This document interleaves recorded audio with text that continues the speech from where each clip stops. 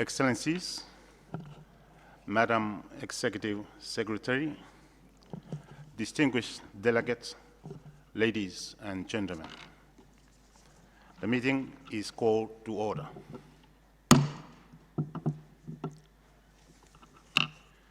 We shall now continue our deliberations under Agenda Item 2, the Spatial Body on Least Developed, Landlocked Developing and Pacific Island Developing Countries.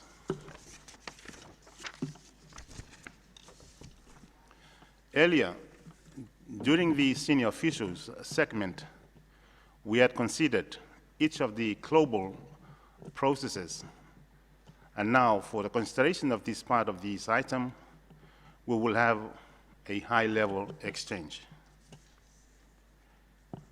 The high-level exchange will be moderated by His Excellency Mr. Matia Tuafa, Deputy Prime Minister and Minister for Finance and Economic Development of Tuvalu.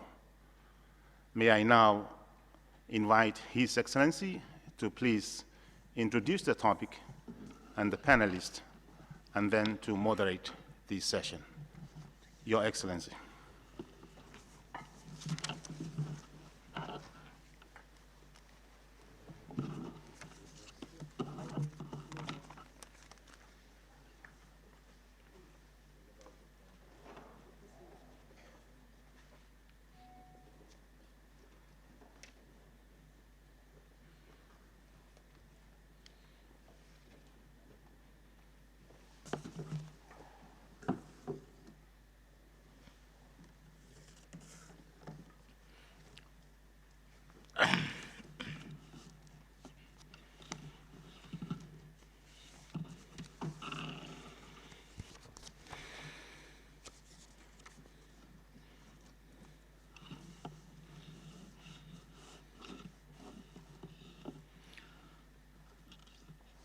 Thank you, Chair,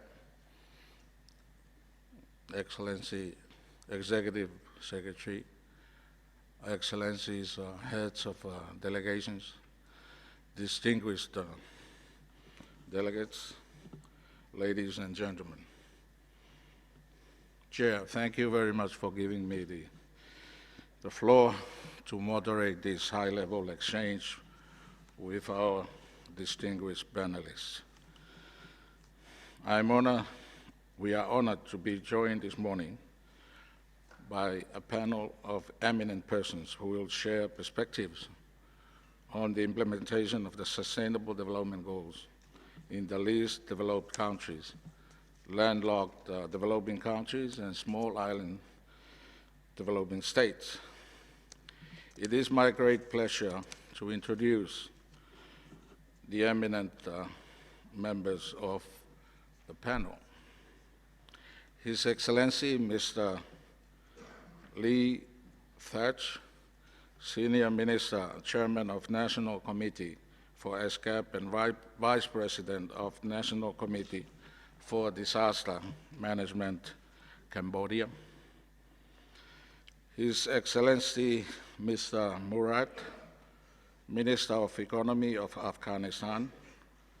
His Excellency Mr. Seruiratu, Minister of Agriculture, Rural and Maritime Development and National Disaster Management, Fiji. His Excellency Thaddeus, Vice Minister of Planning and Investment, Lao People's Democratic Republic.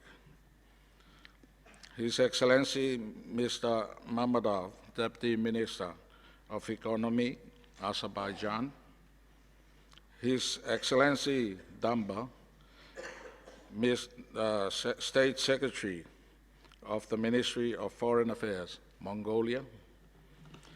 His Excellency or Mr. Susentano, Vice President for Knowledge Management and Sustainable Development, Asian Development Bank. May I now invite them to the front, please. Excellency.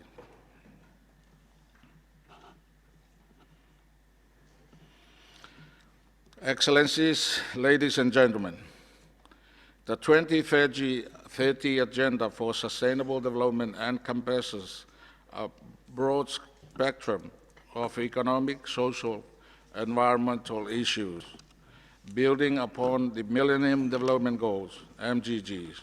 The 2030 Agenda includes a more diverse and comprehensive set of aspiration, sustainable development goals applicable to all of us. Be they developing or developed, is all applicable to us.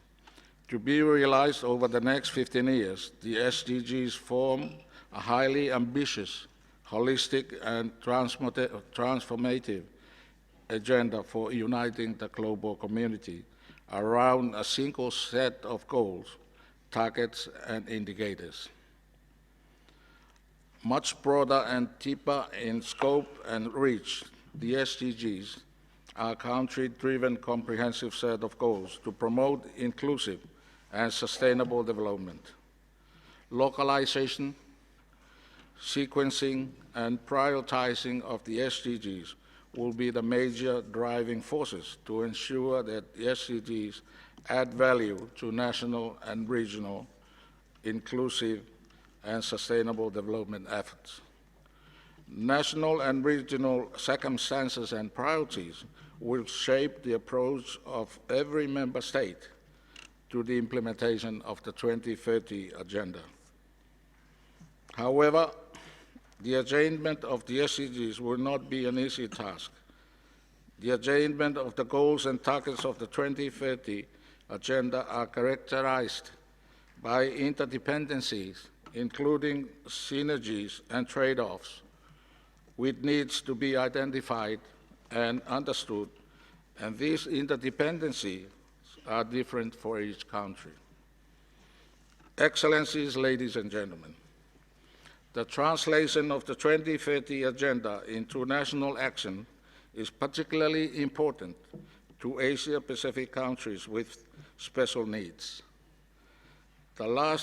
The least developed countries, landlocked developing countries, and small island developing countries, which constitute the majority of ESCAP members. These countries face a range of structural challenges related to lower level of development, smaller productive capacities, and increased vulnerabilities to external shocks, such as those arising from volatile commodity prices, climate change, and natural disasters. These structural changes are in most cases associated with remoteness, geographic features, availability of resources, demography, weather, or most commonly a combination of these factors. These have resulted in the limited progress in structural transformation and slower development. The successful national implementation of the 2030 Agenda will therefore require its careful adaptation to the specific development challenges of these countries. In this connection, I would like to congratulate the Secretariat for its latest Asia-Pacific Countries with Special Needs Development Report. This publication proposes a unique analytical framework to facilitate the understanding of complementarities, synergies, and trade-offs across goals and their targets at the national level, taking into account each country's unique level of development, capacities, and structural characteristics. The framework also allows for the identification of optimal strategies of implementation of the goals, including specific recommendations for the prioritization and sequencing necessary to achieve each goal. Excellencies, ladies and gentlemen, a significant obstacle to the implementation of the SDGs is the lack of clear roadmap or strategy for implementation. The 169 targets provide a comprehensive framework for tracking progress, but do not provide guidance about how to achieve the goals or about how to prioritize and sequence them. It will thus be very useful for all of us to learn how our countries are planning to prioritize the implementation of the 2030 Agenda. Having introduced the issues, I would like to turn now to our distinguished panelists. My questions will be basically identically to all of them. First, I would appreciate if our distinguished panelists could share what, in their views, should be their country's priorities for the implementation of the 2030 Agenda for Sustainable Development. In particular, I would like to ask them which of these priorities should be implemented during an initial stage, for instance, between 2016 and 2020. Second, each of the countries represented in this panel are covered by one or two global programs of action, such as the Istanbul Program of Action, the Vienna Program of Action, or the Samoa Pathway. Thus, I would like to ask our distinguished panelists which priorities of areas of relevant program of actions they see as most important for their respective countries. Also, I would be interested to learn their views about potential synergies between the relevant program of action and the 2030 Agenda. Excellencies, please allow me to remind you that we have 50 minutes for your presentations. So I would kindly request that your remarks be limited to 7 minutes each. May I now turn on to our first panelist to provide us with his views on the subject matters. Your Excellency, Mr. Lee Fetch, we have learned that Cambodia is committed to giving great attention to cross-sectoral approaches to tackle development challenges and for economic growth and sustainable development. It is very much in line with the 2030 Agenda for Sustainable Development. In the context of adaptation of the SDGs in Cambodia, how do these cross-sectoral approaches have influenced the implementation of the SDGs in Cambodia? How can Cambodia ensure to sustain their long-term development gains after graduating from LDC status? And what are the main concerns and potential bottlenecks for Cambodia to achieve smooth and sustainable graduation? Excellency, the floor is yours. Thank you very much. Good morning, everybody. Madam Executive Secretary, the Chair, Excellency, ladies and gentlemen, I would take a few seconds of my allocated time to say a word about ESCAP and the leadership of Madam the Executive Secretary. I hope that these few seconds will not be taken among the 7 minutes given to me. First of all, on behalf of my delegation, I wish to express our sincere thanks and appreciation to ESCAP Secretariat for organizing this important event. We also would like to congratulate ESCAP for continuous support of the member states for adaptation and implementation of the 2030 Agenda on Sustainable Development. I'm sure that ESCAP, under dynamic leadership and direction of Your Excellency Dr. Shamshad, the Executive Secretary, is making deep commitment in bringing us, the Asia and Pacific region, together for the 2030 Agenda of a sustainable, inclusive, and shared prosperity.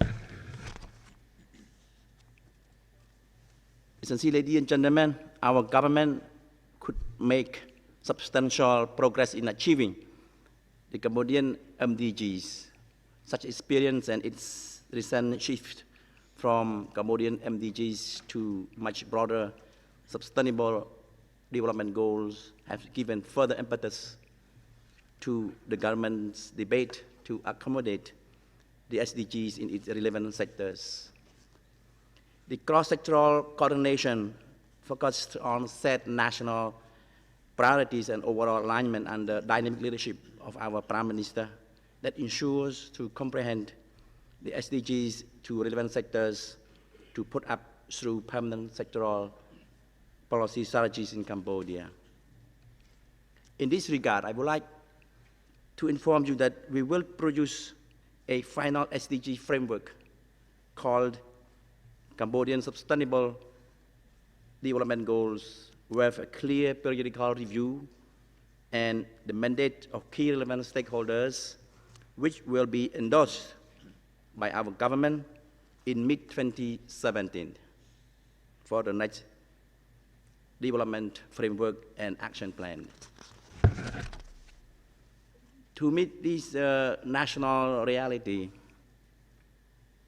we will put demining, removing explosive remnants of wars and victim assistance that will be included and become the 18 Cambodian Sustainable Development Goals. As you are well aware, Cambodia has just got peace.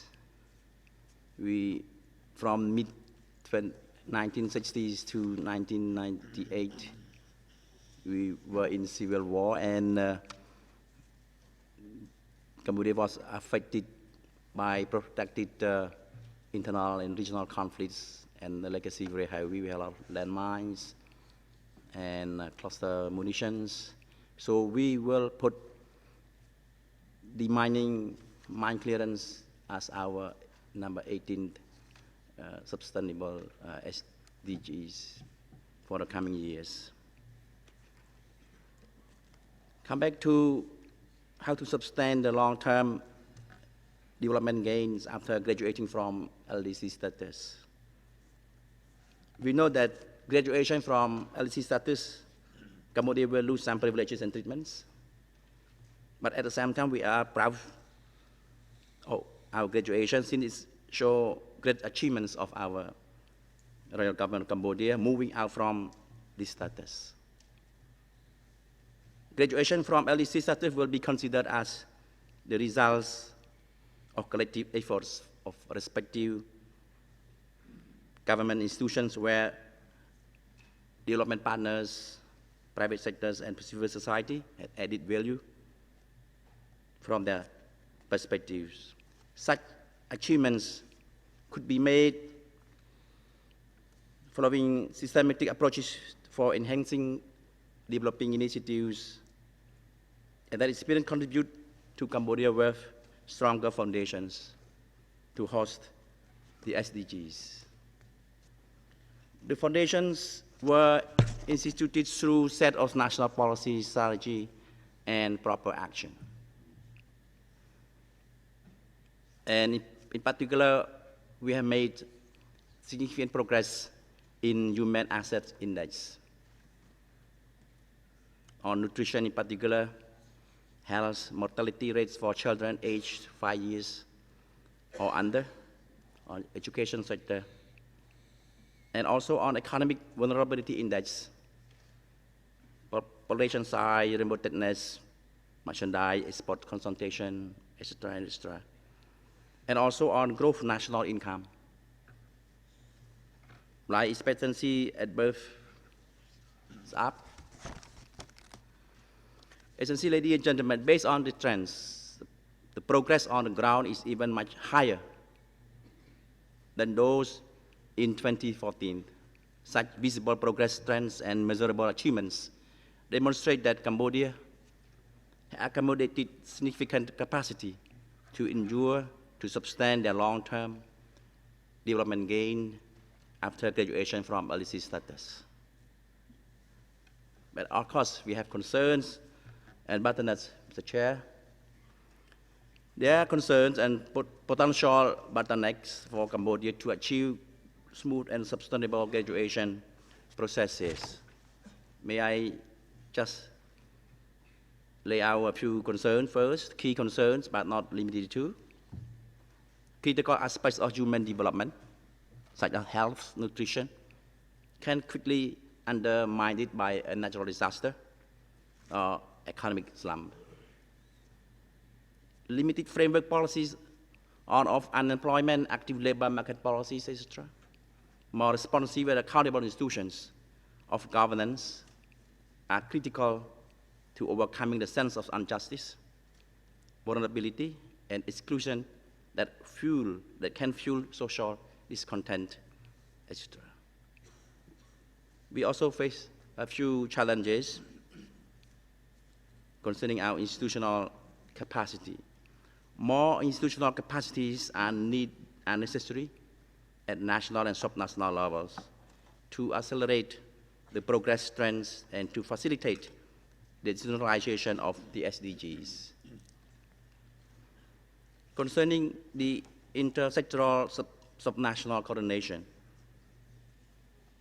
the adequate and sometimes ineffective sectoral and subnational coordination systems are considerable that may limit the progress. The limited capacity at the subnational levels to collaborate and coordinate to cope with the national progress remain highly critical. When it comes to financial resources, we admit that there's many activities that not been undertaken due to limited resources. Such resource limitations also slow down the capacity development activities. As a result, the progress remained there and made limited progress. I thank you, Mr. Chair. Thank you, Minister. You ran over time a little bit, but it's okay.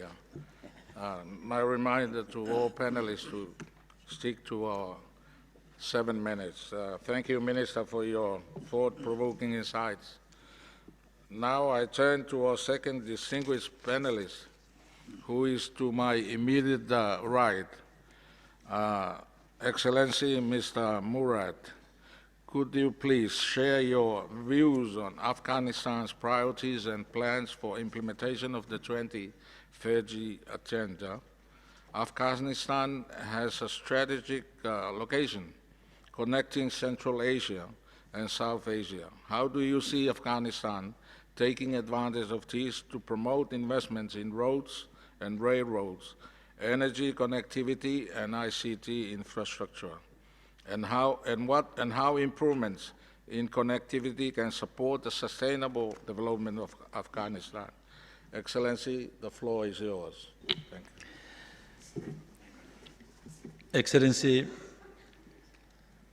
Mr. Matia Tuafa, Deputy Prime Minister and Minister of Finance, Economic Development, Tuvalu.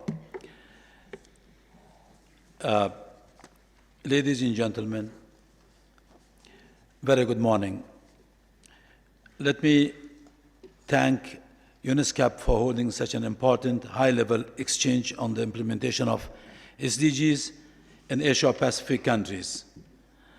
And as Excellency brought up on the geographical and strategic location of Afghanistan, I would like to touch upon some of those issues, how it's going to help us to implement the SDG goals. Afghanistan,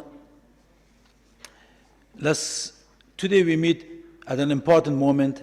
We commit ourselves to the new Sustainable Development Goals, and we have already discussed our regional priorities and regional roadmap through the Asia-Pacific Forum held and facilitated by ESCAP in April 2016.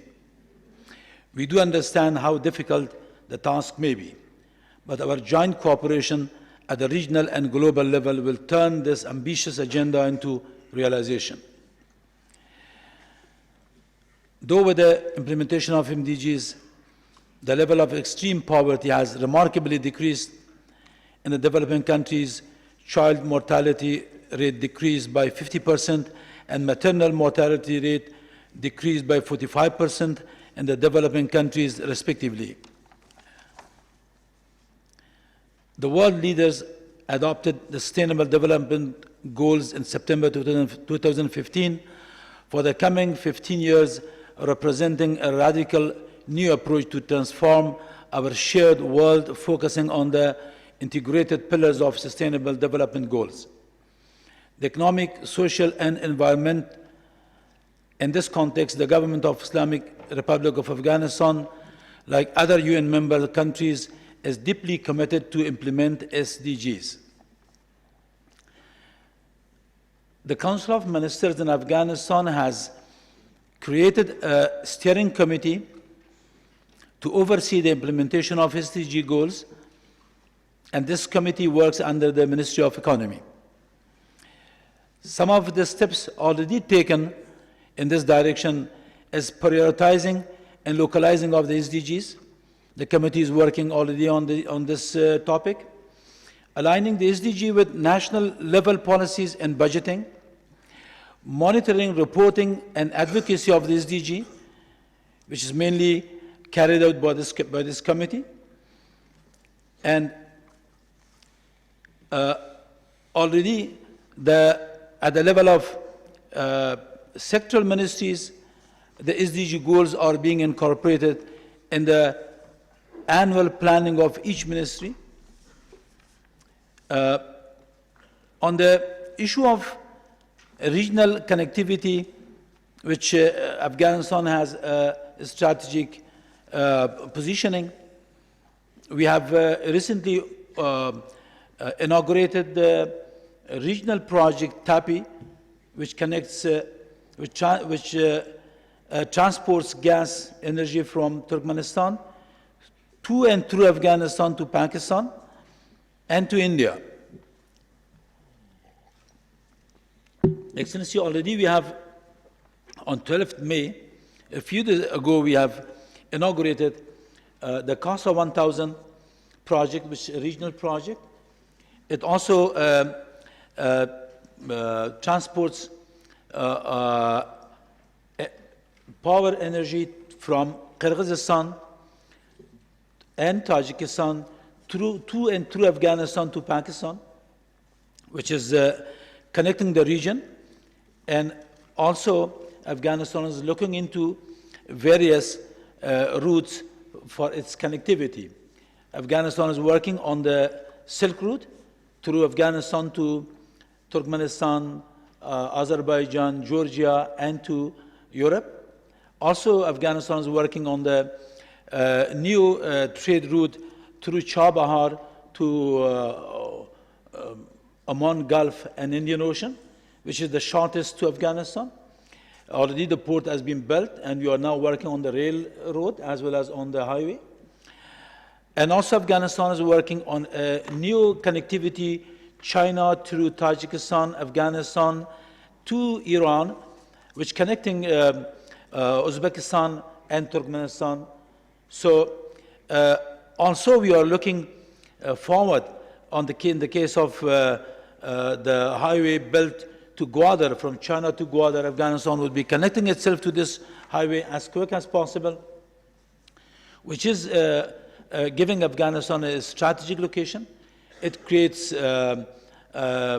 trades, it helps us our trade balance, it creates job and economic activity. Nevertheless, fighting against corruption and ensuring transparency needed to be the most important priority as part of our commitment to the international community. A serious action have been taken to fight against corruption in our country. Consultations are at the final stage to establish a special court to investigate and follow up on the corruption cases. The new economic policy of Afghanistan will be aligned with the SDGs, and we have prioritized agriculture sector, regional trade, mining, infrastructure capacity building, as well as a small and medium enterprise. The given areas of focus will support SDG implementation and strengthen our regional partnership. We recently have developed our private-public partnership model. The PPP will provide value for money and generate new employment opportunities and skilled labor. Excellency, I think my time is coming to an end, and I would like to thank ESCAP for facilitating this event, which provides a great opportunity for discussion and exchanging ideas on the implementation of sustainable development goals in Asia Pacific. Thanks. Thank you, Your Excellency Murad. You are right on time, so all the best in your connectivity project implementation. And thank you very much for your insightful remarks. Now I turn on to our next distinguished panelist, His Excellency Mr. Inia Seruiratu from Fiji. Could you please share your views on Fiji's priorities and plans for implementation of the 2030 Agenda? Minister, the Pacific Island countries are very vulnerable to natural disasters, such as Cyclone Winston, which hit your country earlier this year. In that regard, I would like to invite your views and insights on how your country is planning to improve resiliency to disasters and climate-related risks, and how improvements in disaster risk management can support the sustainable development of Fiji. Excellency, the floor is yours. Thank you.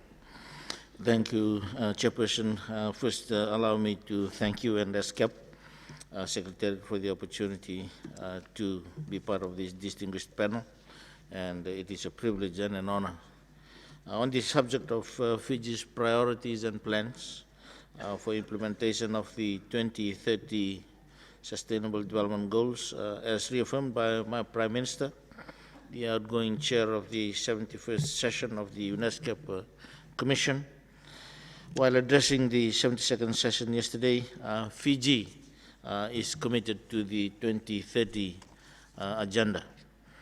Poverty alleviation, food security, health and education, gender empowerment are matters of importance, but perhaps none more pressing than the emerging issue of climate change, which is threatening the livelihood of many communities, not only in Fiji, but within all small island Pacific states. Chairperson, while Fiji may not be the worst affected, the number of villages within the coastal areas of Fiji that will need to be relocated to higher grounds is on the increase, and the rising sea levels as a result of climate change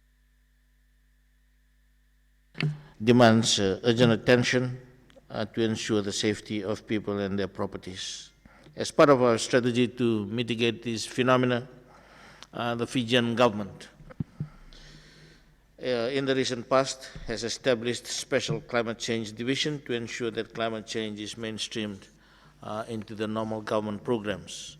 At the policy level, Mr. Chairperson, Fiji has developed a 5-year and a 20-year national strategic development plan in which the goals of the 2030 agenda are embedded as part of our development priorities. You did raise the question about the relevant synergies, Mr. Chairperson, and of course we are mindful of this. And in terms of the development of this 5-year and the 20-year National Strategic Development Plan, of course we have what we call the external drivers. Particularly at the global level, we have the Paris Agreement, which is critical for us, climate change adaptation, the Sendai framework, which is on disaster risk reduction, and of course the Sustainable Development Goals, and within the region.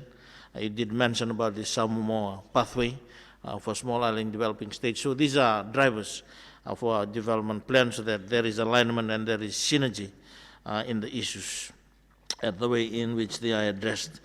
Chairperson, while we are doing our part, particularly the small island states, with limited economies and resources like Fiji, we will need the assistance of the global community to be able to progress our commitments to the 2030 agenda and to build the resilience of our communities and to be able to provide a future that is sustainable and one which brings hope to our children. Chairperson, on the issue of resilience to disasters, as you are well aware, Fiji is among the 20 most vulnerable countries in the world, and natural disasters are more or less a way of life in Fiji, and the challenges that disasters bring aggravate the already vulnerable status that we are in as a state made up of a group of islands. The intensity of tropical cyclone Winston, which devastated Fiji on 20th February 2015 as a Category 5, with winds speed up to over 130 kilometers per hour, left a trail of destruction which was profound and unprecedented. There will be a side event at 9 o'clock this morning, and I wish to invite all these distinguished delegates to attend. I will not dwell a lot on Cyclone Winston, but the total estimated damage, Mr. Chairperson, and the lost bill amount to a staggering US billion, directly impacting on 60% of Fiji's population, and the loss to our GDP is expected to take full recovery within the next 5 to 10 years. Chairperson, we are already guided, and in terms of where do we stand in terms of improving resiliencies to disasters and climate-related risks, Chairperson, we are already guided by and have a commitment towards the Sendai framework. We are probably taking a two-pronged approach, Excellency, in this regard. One is through our development programs. We need to be proactive. Government way back in 2012 made its commitment through shifting from a culture of reaction to a culture of prevention, and this involves investment, particularly into disaster risk reduction, and of course climate change adaptations as well, and of course most importantly for us in terms of sustainable development, our environment. So in terms of our improvement of resilience, as I have stated, Excellency, guided by again the Sendai framework, in our development programs in terms of proactiveness and of course building back better, a principle to promote a culture of prevention. So the review of our Disaster Management Act, which is currently being undertaken, will endeavor to address some key areas in order to improve our resilience to disasters. Secondly, Chairperson, the need to capture and maintain necessary disaster-related statistics. This is important for all of us, particularly talking about baseline data in all the sectors. So Fiji, of course, is looking seriously at its disaster-related statistics to improve, but to help to guide us in terms of our building resilience in future. Communication links, Mr. Chairperson, this will need to be enhanced to strengthen disaster response and recovery efforts. We have an over-reliance on mobile phones and its systems in Fiji, and it was a hindrance during the tropical cyclone Winston. I wish to acknowledge ITU for their provision of satellite phones during Cyclone Winston, which helped us in this area. Advocacy and training, Mr. Chairperson, this also lingers as a prominent tool to raise the level of resilience of communities to be able to plan for and to efficiently respond to disastrous situations. So we have set up management committees, particularly in our communities, and those communities have been trained with disaster responses, have fared much better than those that have not been trained. On our current disaster resilience efforts, there are programs including village relocation, river and coastal walling, which are part of our normal work programs aimed at enhancing the safety of communities. And in conclusion, Mr. Chairperson, there is much that still needs to be done, but we would like to believe that we are on the right track with the formulation of the high-level policies such as our Green Growth Framework and, of course, our national 5-year and 20-year national strategic development plans from this year, which will directly support the sustainable development of the country in terms of revamping our economic and social development within a strong emphasis on disaster and climate-related risks. The development of specific policies as part of the review of our legislative frameworks to safeguard our national assets and resources with the primary focus on the well-being of our people will further support our aspiration to continue to build the resilience of our communities. And I thank you, Mr. Chairperson, for your indulgence. Vinaka. Vinaka, thank you, Your Excellency, for your thought-provoking remarks. and all the best in your endeavors to build resiliency for Fiji Islands. May I now turn on to our next panelist, Your Excellency, Ms. Dr. Kiko Chatbury. Could you please share your views on Lao PTR's priorities and plans for implementation of the 2030 Agenda? On a related issue, according to ESCAP latest estimates, the Lao PTR has met the GNI per capita criterion for LDC graduation and may be able to meet human assets criterion in time for the 2018 review of the Committee for Development Policy if its pace of progress continues over the next few years. How can Lao PTR ensure to sustain their long-term development gains after graduating from LDC status? And what are the main concerns and potential bottlenecks for Lao PTR during transition period towards graduation? Excellency, the floor is yours. Thank you very much, Mr. Moderator. Excellency, distinguished panelists and delegates. At the outset, let me express my sincere thanks to the UN ESCAP for inviting me to take part in this high-level exchange on the very important topic. It is indeed my great pleasure and honor. Before sharing my perspective on the Lao PDR priorities and plan for implementation of the 2030 Agenda, allow me to emphasize that the 2030 Agenda is a people-centered, universal, transformative, and integrated. It's recognized that ending poverty must go hand in hand with a plan that promotes economic growth and addresses a range of social needs, taking into account different national realities, capacity, and levels of development, and respecting national policy and priorities.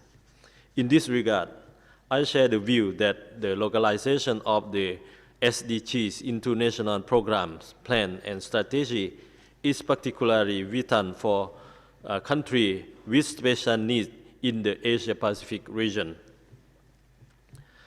Especially special attention and support from the international community for their development goals. Now, let me share our view on the priority and plan of Laos for the implementation of the 2030 Agenda and SDGs. It is important to note that some goals and targets would be more applicable to the Lao PDR national circumstances than others, thus requiring more focus and priorities. For instance, SDG 14 may not be applicable to the landlocked country like Lao PDR. Like the integration of the MDGs into our national social and economic development plans over the past decade, we have mainstreamed the relevant SDG goal and target into our current 5-year National Social and Economic Development Plan 2016-2020, Development Strategy 2025, and Vision 2030, which has been officially approved by the National Assembly in later April this year. The 8th SDP is considered an ambitious plan aiming to reduce poverty and ultimately graduate the country from the LDC status by 2020. Its M&E framework, 45% out of the 156 M&E performance indicators are linked with the SDGs. In addition, the Lao government will continue its effort to achieve the unmet MDGs goals and targets, including the localized MDG 9 on the reducing impact of UXO, which will be implemented as localized SDG 18 for our country. We will continue to maintain our political will to strengthen local authority for sustainable development, including 3-level development initiative known as Samsang. That is, make a province as strategic body, a district as comprehensively strong body and village as development body. To this end, the capacity of district and village authorities will be strengthened with an increasing sense of ownership. Local community has become more proactive and in contributing to poverty reduction projects, which directly rendered them tangible benefit. Therefore, we believe that this initiative significantly contribute toward a more sustainable and inclusive rural development.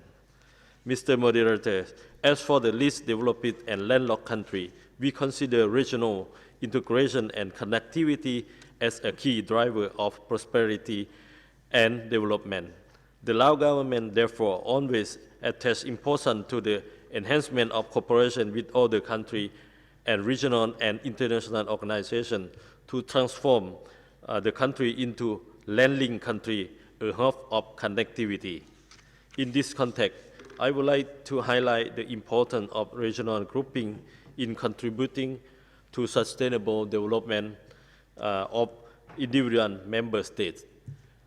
The year 2016 is the first year not only for the ASEAN community, but also for the implementation of the ASEAN Community Vision 2025. As ASEAN chairmanship in 2016, Lao PDR has come up with the theme, Turning Vision into Reality for Dynamic ASEAN Community.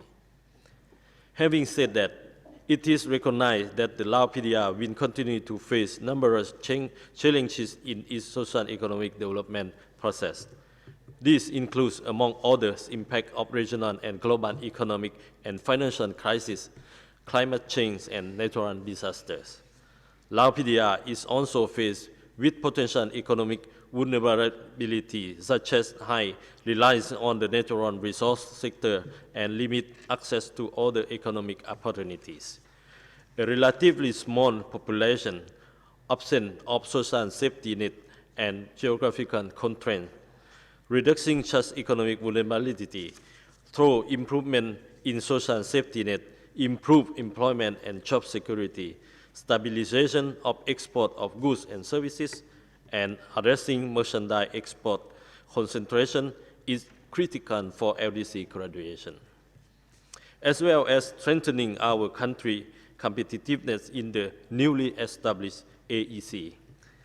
Such effort will also require improvement in the institutional and regulatory enabling environment to take full advantage of the free flow of goods, capital, and skilled labor.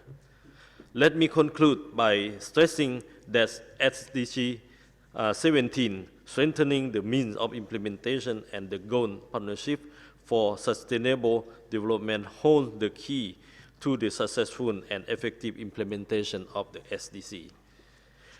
At the same time, national development efforts need to be supported by an enabling international economic environment, the availability of appropriate knowledge, technology, and resources, as well as capacity building.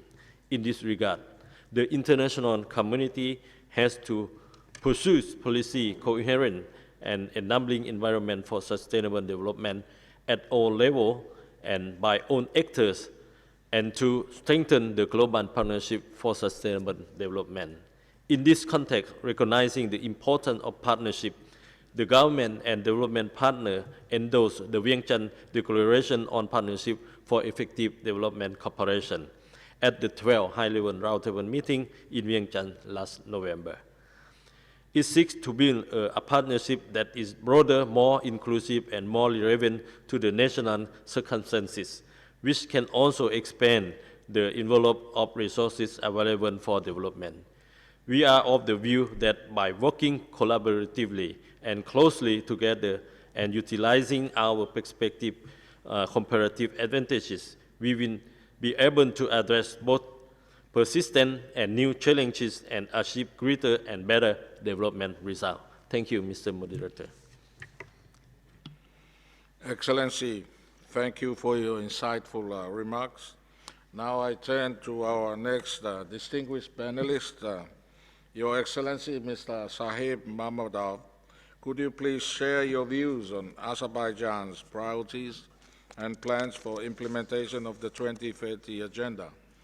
Excellency, regional connectivity is crucial for Azerbaijan. Given Azerbaijan's remoteness, ensuring that infrastructure development takes place where it is needed is therefore critical.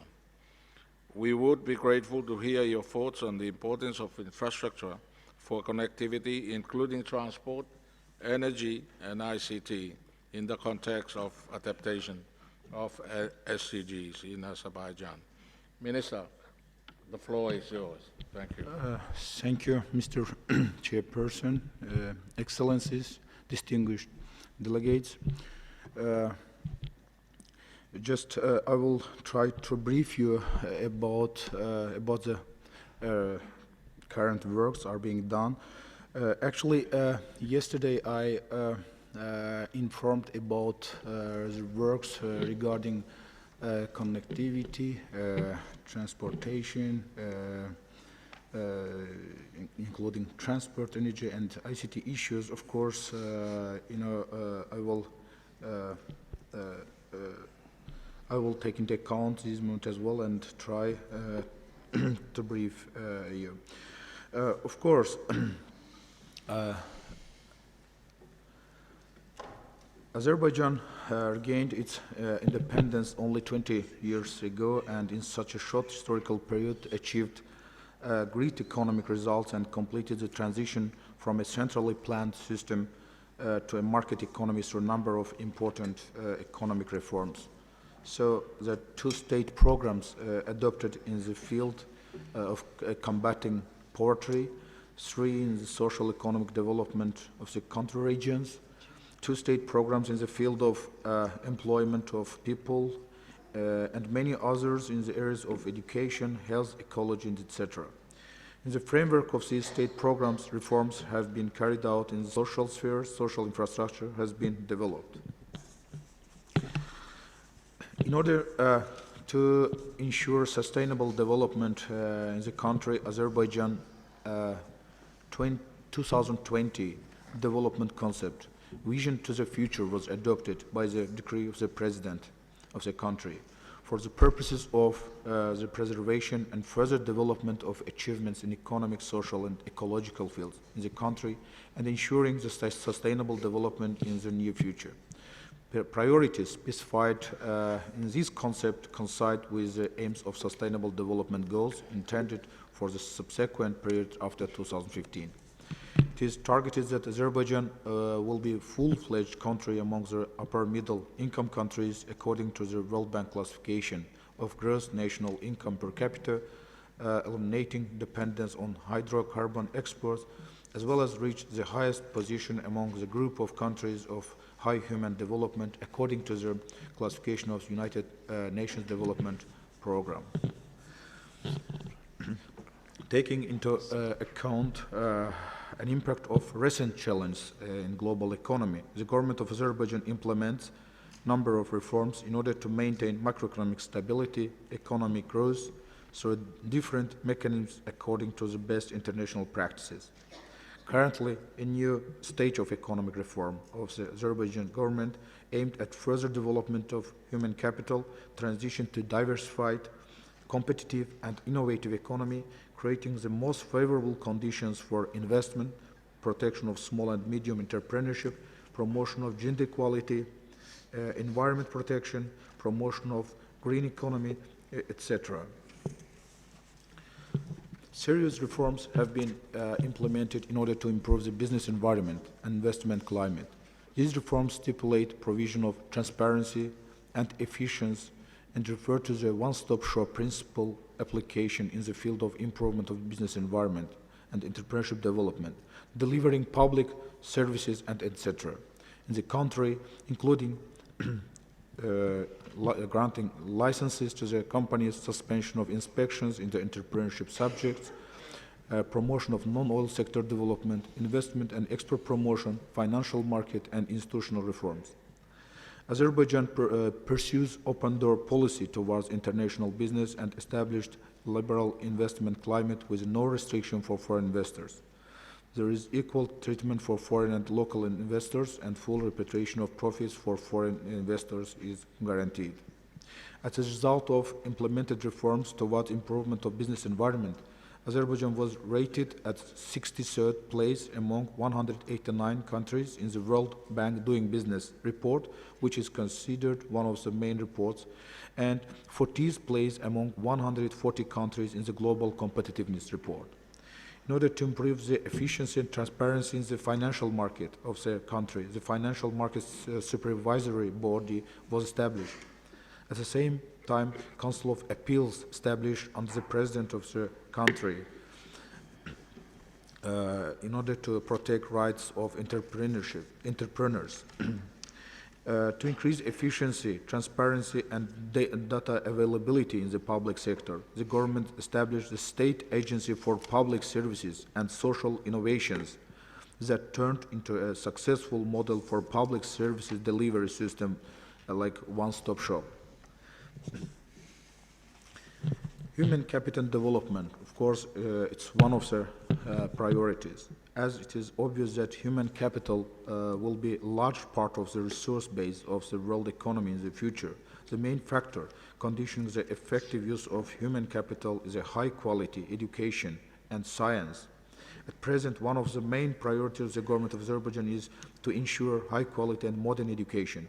Therefore, priority directions such as transformation of black gold into human capital, development of the educational system, and stimulating innovation in the country have been specified, and complex measures are taken in this direction.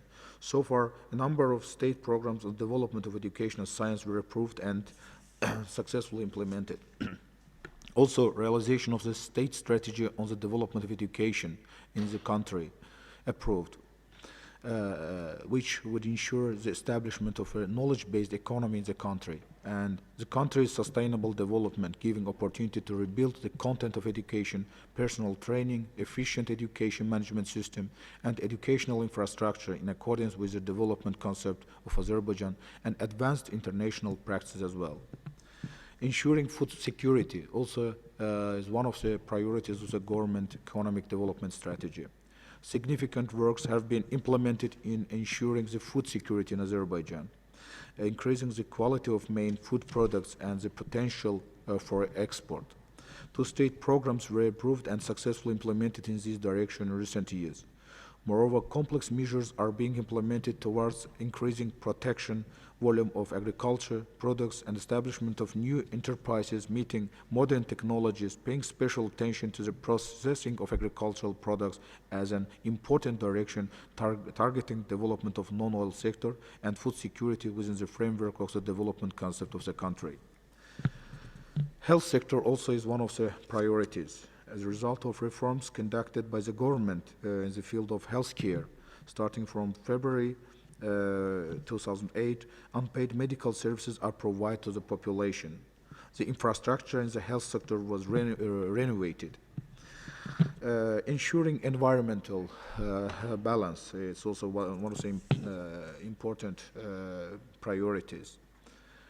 Of course, regarding the issues of connectivity, I would say that due to the geographical location of Azerbaijan, Azerbaijan has historically been at the crossroads of civilization, and today the policy of comprehensive and mutually beneficial cooperation with our partners, both in East and in the West, is a logical continuation of our centuries-old relations. Towards this integration into the world economy, Azerbaijan has always paid special attention to strengthening regional cooperation. And on this direction, we are initiating different projects in order to provide connectivity, including transport, energy, and ICT issues. Thank you very much. Thank you, Excellency, for those insightful remarks. Now I turn to our next distinguished panelist, Your Excellency, Mr. Krang Damba. Could you please share your views on Mongolia's priorities and plans for implementation of the SDG 2030 agenda, Excellency, economic diversification is crucial for Mongolia.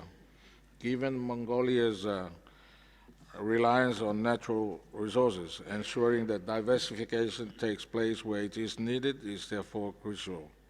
We would be grateful to hear your thoughts on the importance of economic diversification in the context of the adaptation of the SDGs in Mongolia. Excellency, the floor is yours. Thank you. Giving me the floor. Good morning, everybody, and Mr. Moderator, Excellencies, distinguished delegates, ladies and gentlemen. Let me first of all extend to the moderator my congratulations of my country for excellent manner of your leadership. I also convey my special appreciation to ESCAP, in particular Dr. Shamshad Akhtar for her continuous support extended to the landlocked developing countries and small island developing states in the Asia-Pacific region. Excellencies, Mongolia attaches utmost importance in the implementation of the Sustainable Development Goals, as well as to the collective and coordinated efforts of landlocked developing countries with a view to advance their common interest and address special needs and challenges facing LDCs. In order to successfully implement LDCs, SDCs at a national level, the Parliament of Mongolia adopted a law on development policy and planning in November 2015. In February 2016, the Sustainable Development Concept of Mongolia 2030 was adopted by the Parliament. The Sustainable Development Concept has 4 major objectives: sustainable economic development, sustainable social development, sustainable environmental development, and sustainable development governance. Mongolia and several other LLDCs face serious constraints in the social economic development endeavors due to the lack to territorial access to the sea. And we all continue facing similar challenges in terms of the integration to major market poles and to the regional transportation network. Most of our countries, including Mongolia, continue facing 30 to 50% higher transport costs compared to representative coastal economies. Mongolia spends 6.2% of its entire GDP for transportation cost only. It is precisely because of the constraints that I have just mentioned, we need to work together in a much more coordinated and dynamic manner. With this in mind, the President of Mongolia has proposed the idea of establishing a think tank for LLDCs in 2006. This idea became an initiative designed to enhance the analytical capability of landlocked developing countries in coordinating and substantiating our efforts to pool the best minds and mobilize targeted resources from donor community to implement the VINA program of action, achieve our respective goals agreed in SDGs. The VINA program of action for landlocked developing countries for the decade 2014 and 2024 was adopted in November 2014. The implementation of the VINA program of action goes hand in hand with the implementation of the Sustainable Development Goals and Addis Ababa Action Agenda. Therefore, clear coherence needs to be ensured amongst these implementation and monitoring processes in all LLDCs in order to succeed as a group. I am delighted to inform you that Government of Mongolia, in cooperation with the International Think Tank for LLDCs, the High Representative Office for the Least Developed Countries, Landlocked Developing Countries, and Small Island Developing States, organized a national workshop on the mainstreaming the VINA program of action for LLDCs in Ulaanbaatar, Mongolia, in April 27-28, 2016. The overall goal of the workshop was to enhance the capacity of key stakeholders, including government officials, civil society, private sector, to effectively implement the VINA program of action and mainstream it with already existing development agenda at national level. The government of Mongolia is convinced that such national seminars are vital for successful implementation of sustainable development goals. Excellencies, as we approach a new era of development thinking, as we look for the best possible way of implementation of sustainable development goals and VINA program of action, the role of international think tank for LLDCs is becoming increasingly important group of LLDCs. The government of Mongolia is supportive of current activities conducted by the team working under the supervision of interim director. I would like to wish the international think tank best success of their future endeavors. However, the operationalization of the international think tank to a full extent can only happen with your support and a multilateral agreement with at least 10 accessions would make the international think tank an international body. It is not enough to have a dedicated host country, a handful of member states supporting the ITT to establish international intergovernmental body within a secure legal framework.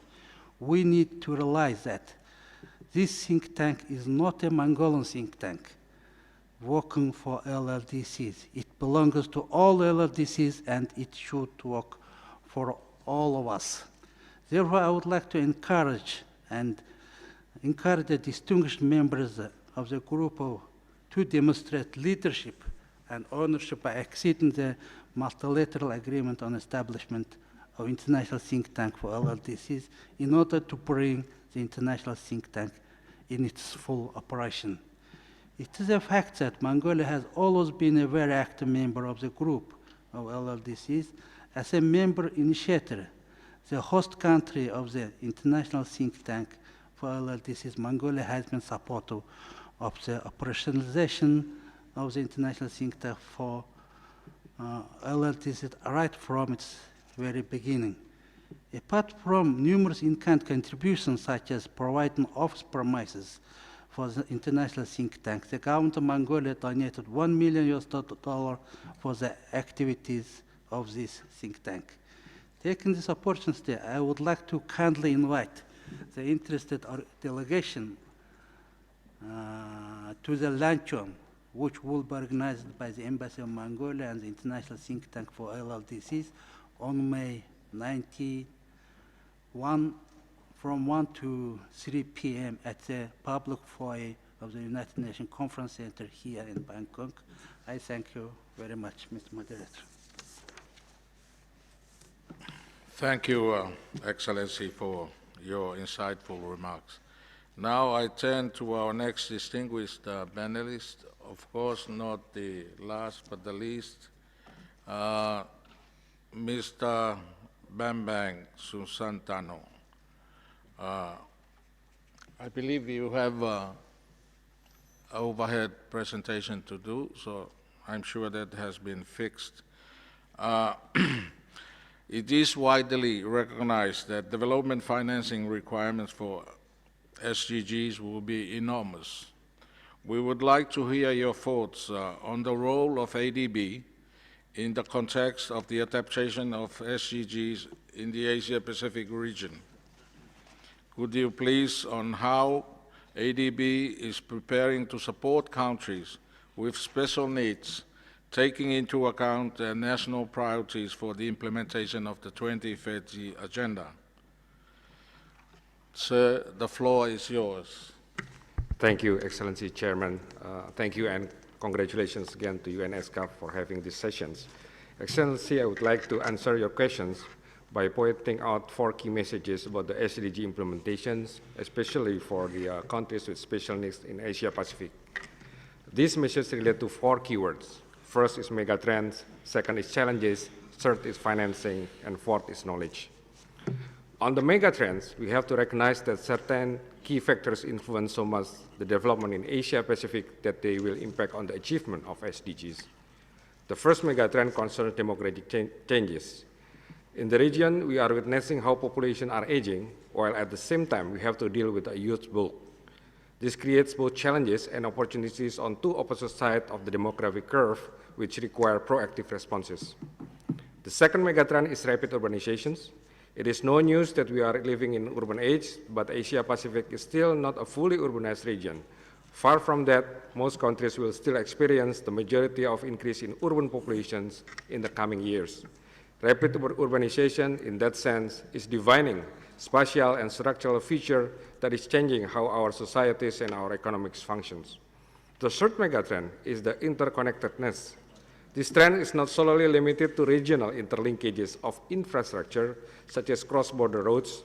It goes beyond that, including also trade and market interlinkages, as well as migration across the regions. As has been discussed yesterday, the aim has to be to deepen and broaden the interconnectedness in Asia Pacific by strengthening both cooperation and integration of countries. The fourth megatrend relates to changing economic structures. Many countries in the region are facing newly arising market situations, both within their country, in the region, and globally.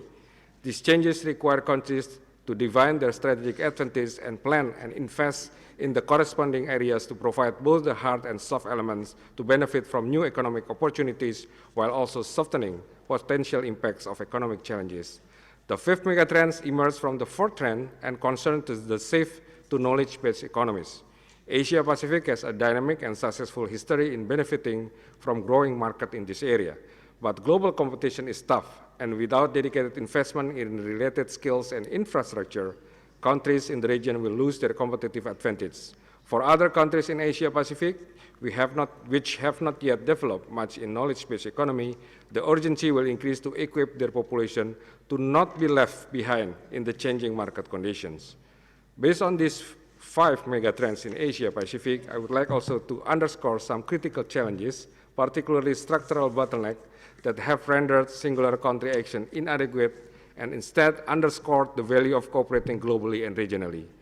If we look at LDCs, LLDCs, and SIDS in particular, they are challenged by their comparative small size of domestic economy. Some face transit bottlenecks due to being landlocked, others have only a limited landmass or are very much remote.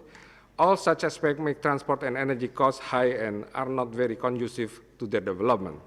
Therefore, it requires a partnership of organizations such as UN ESCAP and ADB to focus particular attentions on this country.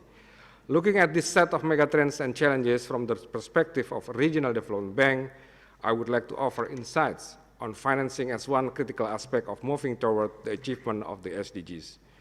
Delivering upon the SDG requires significant financing, and the role of ODA is negligible.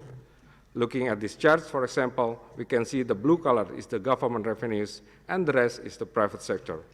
We know that different financing sources are needed, but there seems to be a lack of investment beyond the public sector. What are the reasons for that? One aspect concerns assessing available funds. New sources for sustainable development can be identified in climate, pension, and insurance funds, but making this accessible to investment in relation to SDGs still poses challenges. There are also constraints in the absorption capacity of financing.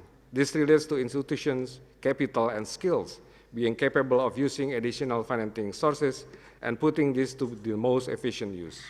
Furthermore, the private sector in many countries of the region is very small and financial markets are underdeveloped. This is apparent in the banking sector, capital market, or debt instruments.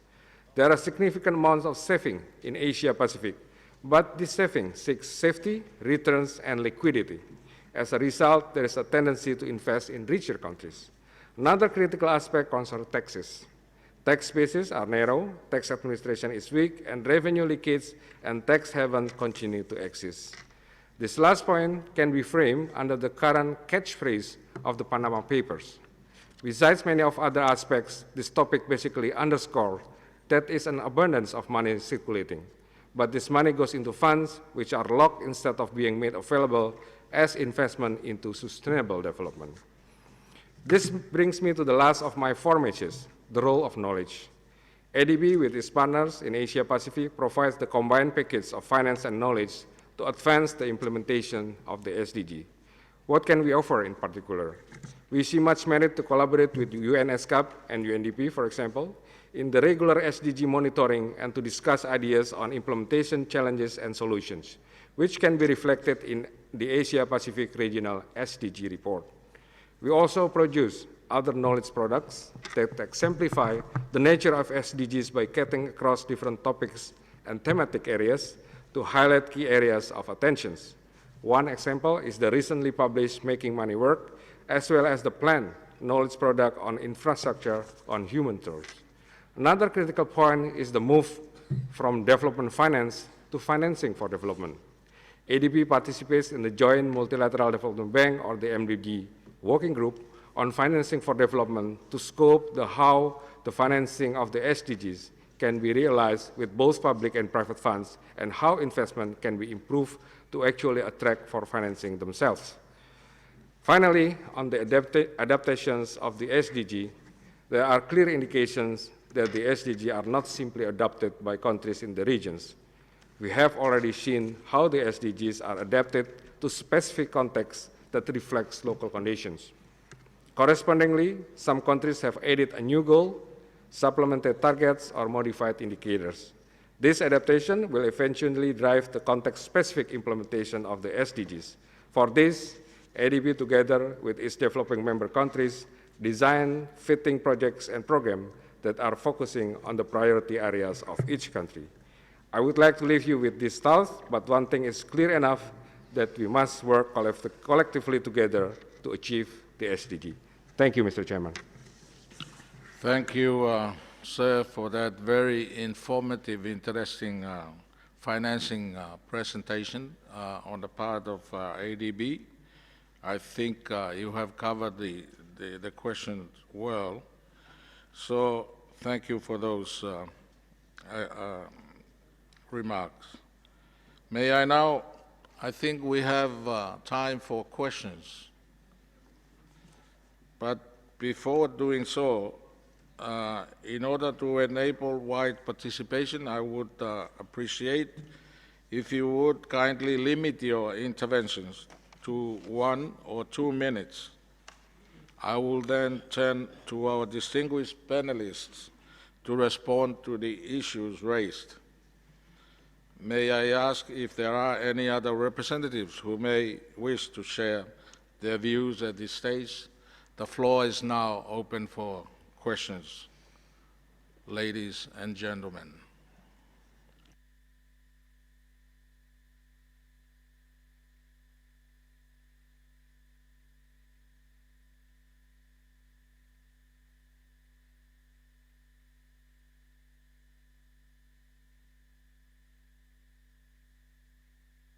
It looks as if everybody is satisfied, is happy with all the...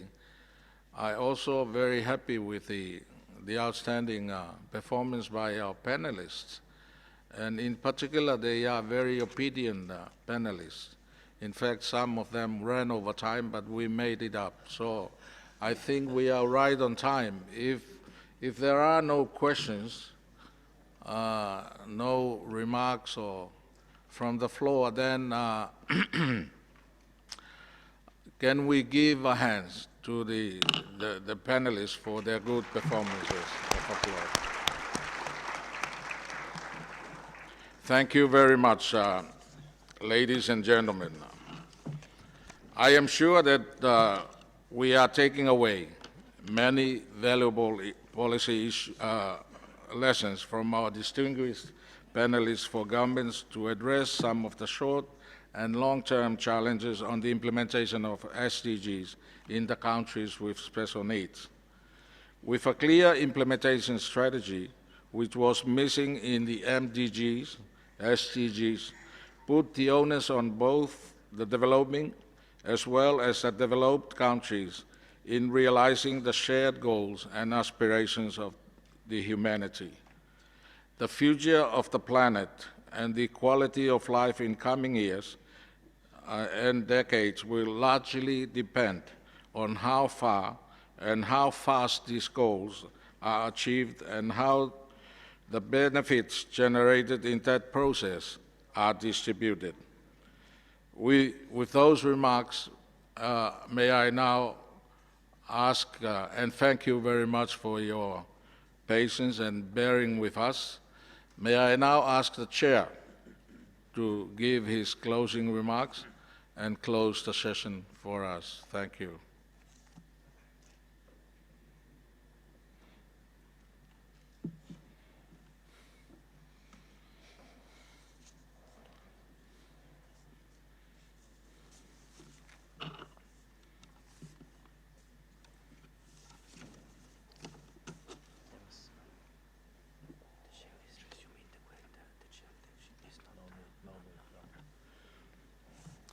Oh, sorry, Excellencies, ladies and gentlemen.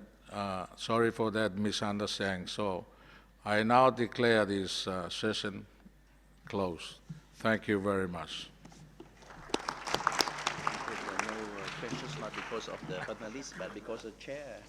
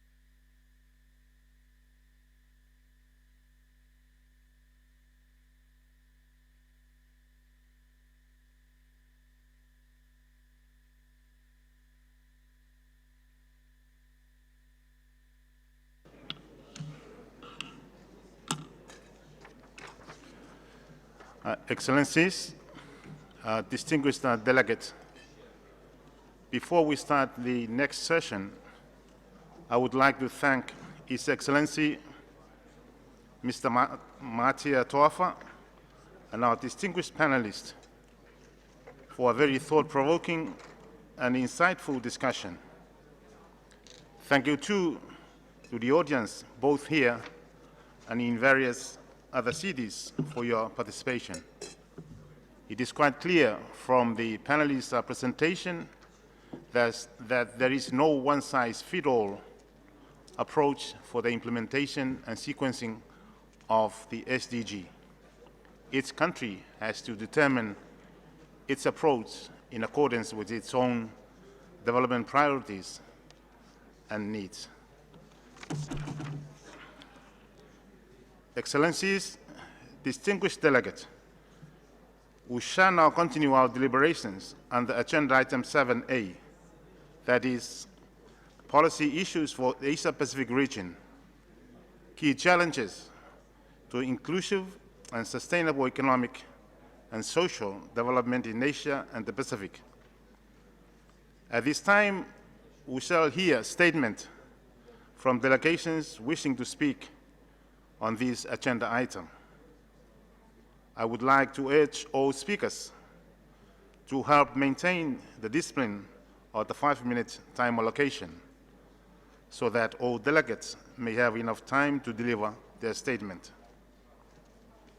I would like to note that in case delegations have longer statement, they may deliver a summary while the full text can be shared through the Commission website.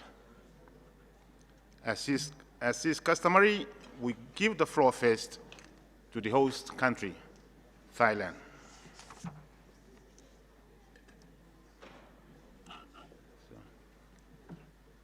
What's your last name? I recognize the speaker from Thailand. And I recognize the speaker from Thailand.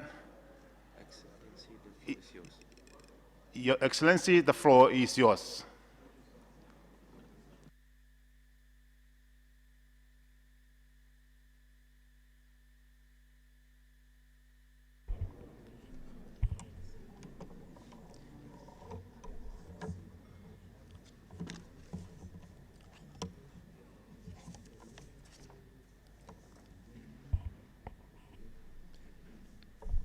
Excellencies, Madam Executive Secretary of ESCAP, distinguished delegates, ladies and gentlemen, this 72nd Commission of ESCAP marks an opportune time after the adoption of the milestone 2030 Agenda for Sustainable Development last year to discuss how we can effectively transform global vision into local action. To think global, act local, so to speak. In the past 8 months, transformation became a buzzword. In this regard, the role of science, technology, and innovation, or STI, cannot be overemphasized as a critical means of implementation to bring such transformation into practice. Allow me to share with you our experience and best practices on STI, especially how we seek to integrate STI across full spectrum of 3 dimensions of sustainable development with equal emphasis to social progress and environmental protection. Just like many other developing countries in the region, Thailand enjoyed the East Asian economic miracles during 1960 to 1980s and experienced the 1997 Asian economic crisis. 2008 global recession and current persisting economic slowdown, we realized that the traditional resource-based economy is no longer viable. For these reasons, we have been working robustly on economic and political reforms to transform the country towards a sustainable, value-based economy. We call it Thailand 4.0. 10 clusters are selected as pioneers to spark innovative economy, such as robots for industry, medical hubs, logistics and aero industry, biochemical industry, digital industry, high value and health tourism, innovative agriculture and biotechnology and food processing. Our goal is to be out of middle income trap and become a high income country in 20 years, with research and development in investment amounting to 1% of GDP. We are taking several steps towards advancing to a knowledge-based and digital economy, as well as to create enabling environment for STI in cross-sectoral policy, be it education, infrastructure, finance, institutions, human capital, knowledge, and data. Distinguished delegates, ladies and gentlemen, please allow me to highlight some key elements that Thailand views as key factors to achieve STI for sustainable development. First, we must enhance public sector innovation, which can improve the efficiency and effectiveness of national development. Under the National e-Payment Master Plan, we have introduced the e-tax system, registration for social welfare, and access to finance to ensure the protection of human lives for all. Second, we must enhance innovative ways for business investments to generate social and environmental value. Businesses must not only practice CSR, but also adopt the social enterprise approach to incorporate sustainable development into their core business strategy. And they too can utilize STI with innovative ideas to scale up and spark their startup businesses, such as in areas of travel tech, medtech, food tech, and agri-tech. A case in point is our smart farming and smart enterprise policy, which apply IT and innovation to increase productivity and quality of products. Furthermore, the real-time government just successfully organized the Startup Thailand 2016 last month, with more than 200 startups from different sectors participated. Third, fostering social innovation through STI is a key to achieving quality growth. This is why Thailand attaches great importance to inclusive innovation to ensure that vulnerable and marginalized groups has access to ICT. It also ensures affordable access to quality products and services to improve their livelihood opportunities. The government also seeks to upscale further digital literacy through integrated online platform, e-learning and mobile application, and access to internet in isolated schools. This way, our future generations are prepared and ready to cultivate the digital Thailand. Fourth, to bring reform into action, we need innovative source of funding for STI and human resource development. We will push for effective implementation of the Addis Ababa Action Agenda on financing for development through inclusive development and active involvement by all stakeholders.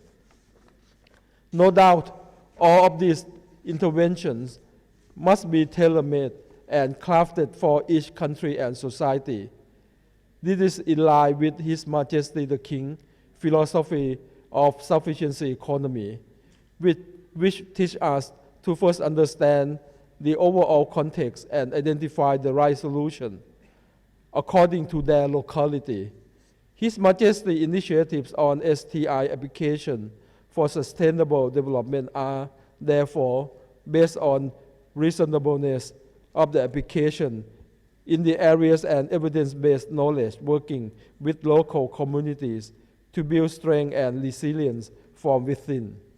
It is simple, inexpensive, and realistic, using appropriate technology and innovation for agricultural, disaster, and water resource management found in several royal development projects. For example, the application of technology for planning crop calendar and land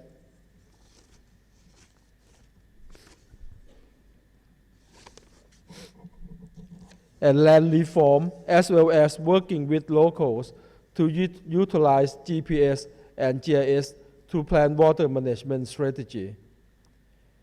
To achieve the 2030 agenda, Thailand believes that we all need to work together at all levels through seamless collaboration between global and regional partnership. The newly established Committee on Information and Communication Technology and Innovation at ESCAP can play an important role to facilitate a successful implementation of the 2030 agenda and enhance the networking in the region, linking with the new technology facilitation mechanism at the global level. I thank you very much.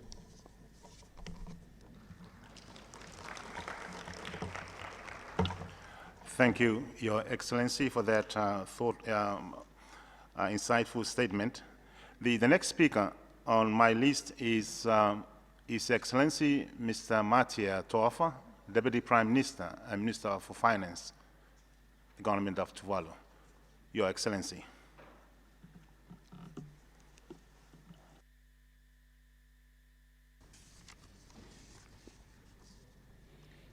Your Excellency, Mr. Chairperson, Executive Secretary, distinguished heads of states and delegates, ladies and gentlemen. It is an honor and privilege for me to speak on behalf of the government and people of Tuvalu at this 72nd Commission session. I join other distinguished colleagues in congratulating you, Mr. Chairman, on your appointment to the chairmanship of this year's session. Mr. Chairman, at the outset, we express our deepest sympathies to the government and people of Fiji for the loss of lives and suffering caused by Tropical Cyclone Winston earlier this year. As a Pacific brother, we stand together with Fiji to ensure that the lives of the people are returned to normalcy. Mr. Chairman, Tuvalu has just recently adopted its national strategy on sustainable development 2016-2030, or the Kakenga 3. The UN 2030 Agenda for Sustainable Development Goals, Paris Agreement, Samoa Pathway, and other development frameworks such as the Sendai Framework and Disaster Framework have been localized and contextualized into our Sustainable Development Strategy. Mr. Chairman, climate change poses the most serious threat to the security and survival of Tuvalu. To the greatest threat to long-term development of the country, the challenges of climate change are enormous for a microstate like Tuvalu. In addition, the physical impacts of climate change that the country is experiencing, we are also dealing with the difficulty of assessing global climate finance, as well as a challenge to build adaptive capacity by climate-proofing critical infrastructure and related development in the country. In this regard, Mr. Chairman, we strongly support the resolution sponsored by Fiji on climate change. This year, we established the Tuvalu Survival Fund to finance recovery and rehabilitation from climate change impacts and disasters, and climate change investments in adaptation and mitigation projects. After the devastating effect of Tropical Cyclone Pam in 2015, we learned that we need this fund because of the unavailability of appropriate insurance and slow assistance to Tuvalu in an event of a natural or climate change-induced disaster. The government has made an initial contribution of Australian $5 million to the fund, and we invite any willing donors to join with us in further building the resources available in the fund. Tuvalu has submitted its national intended contributions, INDC, in late 2015 and committed itself to the reduction of greenhouse gases with a 100% target of having electricity power generated from renewable energy by 2025. Currently, 50% of electricity is derived from renewables, and this figure is projected to rise to 75% by year 2020. Tuvalu needs assistance on technology transfer, building capacity, and funding assistance to implement its INDC. Excellency, Tuvalu is a sea-locked country. Our sea area far exceeds our land area, and most of our income is generated from the exploitation of our marine resources. Therefore, sustaining, protecting, and conserving our marine resources is crucial.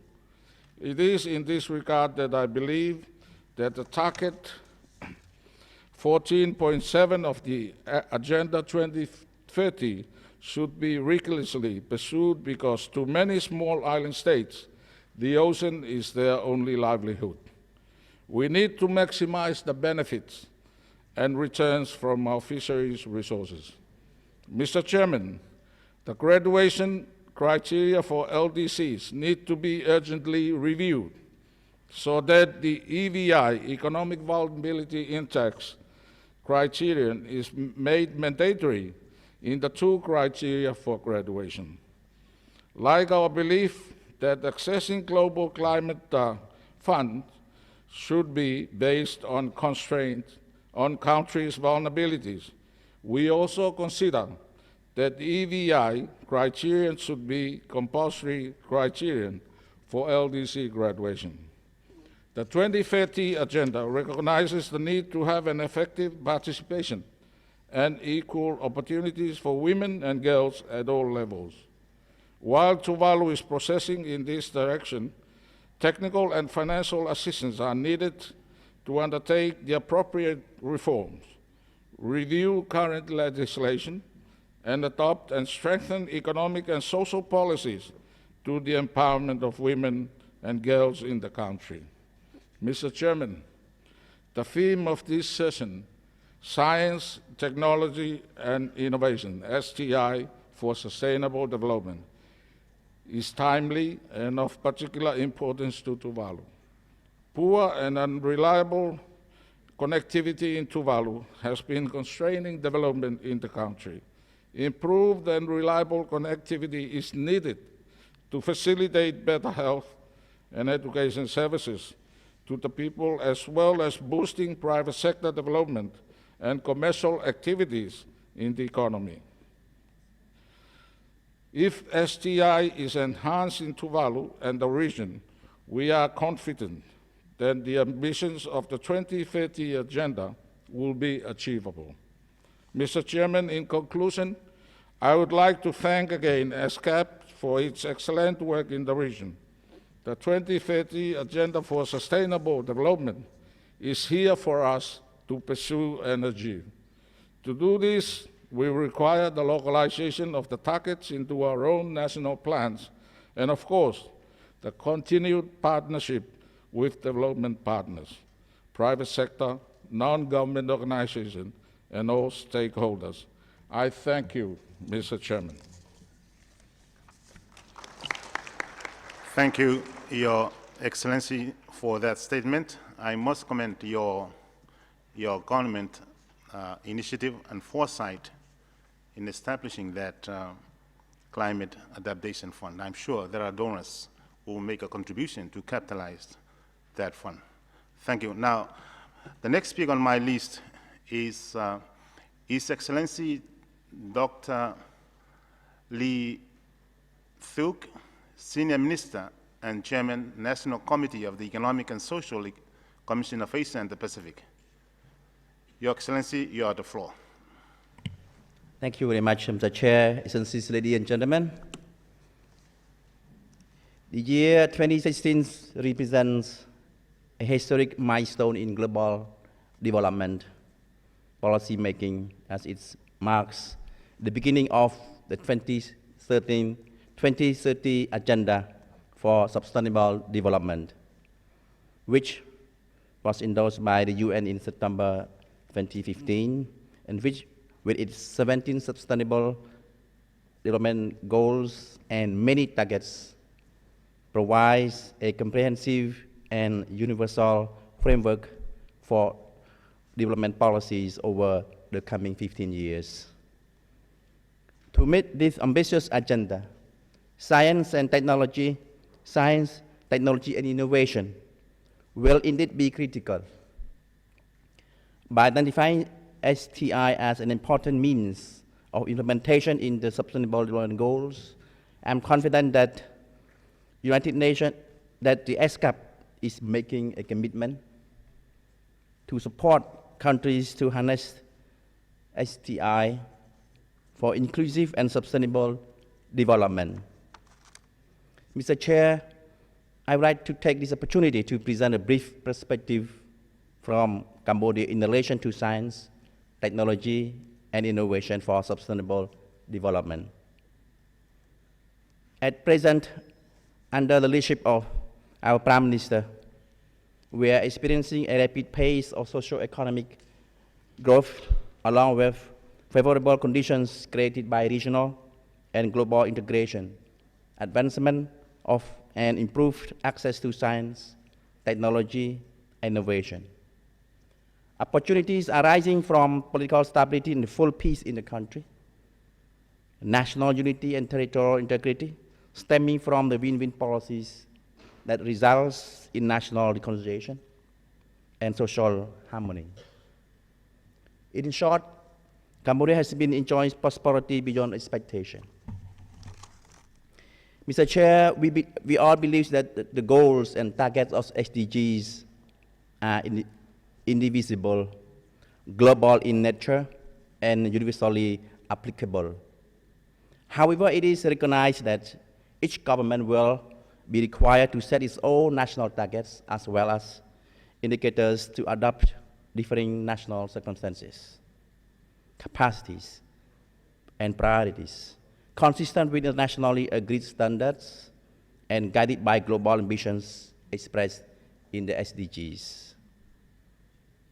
For this, my government is now preparing a localization of SDGs, including goals and targets and indicators in the Cambodian context, through an inclusive consultative process with all relevant stakeholders. The localization process will produce a final SDG framework called Cambodian Sustainable Development Goals with a clear periodical review and the mandate of the key relevant stakeholders, which will be endorsed by our government in mid-2017 for the next development framework and action plan. To meet this national reality, demining, as I talked about this in our previous event, demining, removing explosive remnants of wars and victim assistance will be included and become the 18 Cambodian Sustainable Development Goals. Mr. Chair, I wish to draw your attention that science and technology innovation are crucially important in national development, particularly sustainable process. It is a known fact that no nation can develop without science, technology, and innovation. Given the role of STI to sustainable development and growth covering the 3 SDG dimensions, our Cambodian government has recently embarked on the promotion of science, technology in the educational system and other key sectors, including a future innovative society. In this regard, we highly appreciate our development partners in sharing and assisting science, technology, and innovations for socio-economic development of the country, attempting to leapfrog the time wasted in its hardship period. Access to new and appropriate technologies promotes steady improvements in living conditions, which can be life-saving for the populations, drive productivity gains, which ensure rising incomes, and eventually nurture greener, more inclusive societies. Mr. Chair, in order to facilitate the advancements of the work on STI, I would like to share some recommendations. First, there is a need for agreement in a coherent conceptual framework for understanding STI as well as its linkages with and role in promoting the 3 dimensions of sustainable development. Second, both the government and private sectors have important roles and responsibility to play in adding value in achieving sustainable development goals while companies develop new products and services. Our government also can likewise be innovative in the delivery of public services in areas such as education, health, disaster risk reduction, etc. Third, breaking barriers on trade and investment should be helped to promote technology transfer and innovation as well as to raise competitiveness and productivity. Innovation can be spurred on by promoting entrepreneurialism, the establishment of special economic and technology zones, ecosystem for venture capital, business and technology incubators, as well as better support for small, medium-sized enterprises, which are some of leading resources of innovation. Mr. Chair, in conclusion, we sincerely acknowledge ESCAP for its leadership and deep commitment in bringing us the Asia and Pacific region together for the 2030 agenda. It is very timely and fortunate to have all of us here, the architects of policy making, the element scholars, and experts of the region to adapt and implement the agenda that focuses on science, technology, and innovation to nurture inclusiveness and shared prosperity. Finally, on behalf of my delegation, allow me to once again express my government's sincere appreciation to the UN system, to our development partners, for their continuous cooperation and support for Cambodia and her people. I wish the 72nd session a successful outcome, and I wish you all peace and prosperity. I thank you for your attention. Thank you very much, Your Excellency, for that very interesting statement on Cambodia economy. The next speaker on my list is His Excellency Mr. Cho Tae-Hyu, Vice Minister, Ministry of Foreign Affairs, the Republic of Korea. Your Excellency, you have the floor. Mr. Chairman, distinguished representatives, ladies and gentlemen, let me begin by thanking the ESCAP Secretariat and the Government of the Kingdom of Thailand for the excellent preparation of the 72nd session of the Commission. I'd like to congratulate you, Mr. Chairman, on your assumption of the chairmanship of this important meeting. Mr. Chairman, last year we adopted the 2030 Agenda for Sustainable Development, a new milestone for the next 15 years in our common efforts to build a human society that leaves no one behind, and the future of our planet where nature and humankind coexist in harmony. This year marks the very first year we embark on this 15-year-long historic voyage. At this critical juncture, it is quite timely and relevant to select science, technology, and innovation for sustainable development as the theme of this session. As illustrated by the theme of this year's Davos Forum, that is, Fourth Industrial Revolution, the transformation in the field of science, technology, and innovation in recent years is unprecedented in terms of its scope, breadth, and speed. In order for this wave of transformation to contribute to sustainable and inclusive growth in both developed and developing countries, it is important to build capacity for and create an environment conducive to developing and appropriately using science technology. It is especially an important task in laying the groundwork for sustainable development. Mr. Chairman, Korea is a living testament to how great a transformation of national economy and individuals' lives can be achieved by science, technology, and innovation. Rising above the ruins of war and absolute poverty, Korea has transformed itself from a war-stricken and aid recipient to a full-fledged donor country within half a century. Building capacity in the field of science, technology, and innovation has been the locomotive for the prosperity that Korea is enjoying today. The Korea Institute of Science and Technology, or KIST, the first research institute for science technology in Korea, which was established 50 years ago with funding from Western countries, contributed greatly to the development of science, technology, and innovation. It spearheaded the rapid growth of Korea in the 1960s and 70s.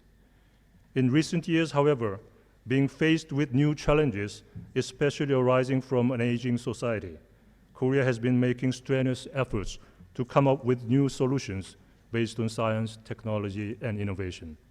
The case in point is the creative economy that the Park Geun-hye government has been vigorously pursuing since its inauguration 3 years ago, with a view to creating new growth engines by combining creative and innovative ideas of individuals with science and technology.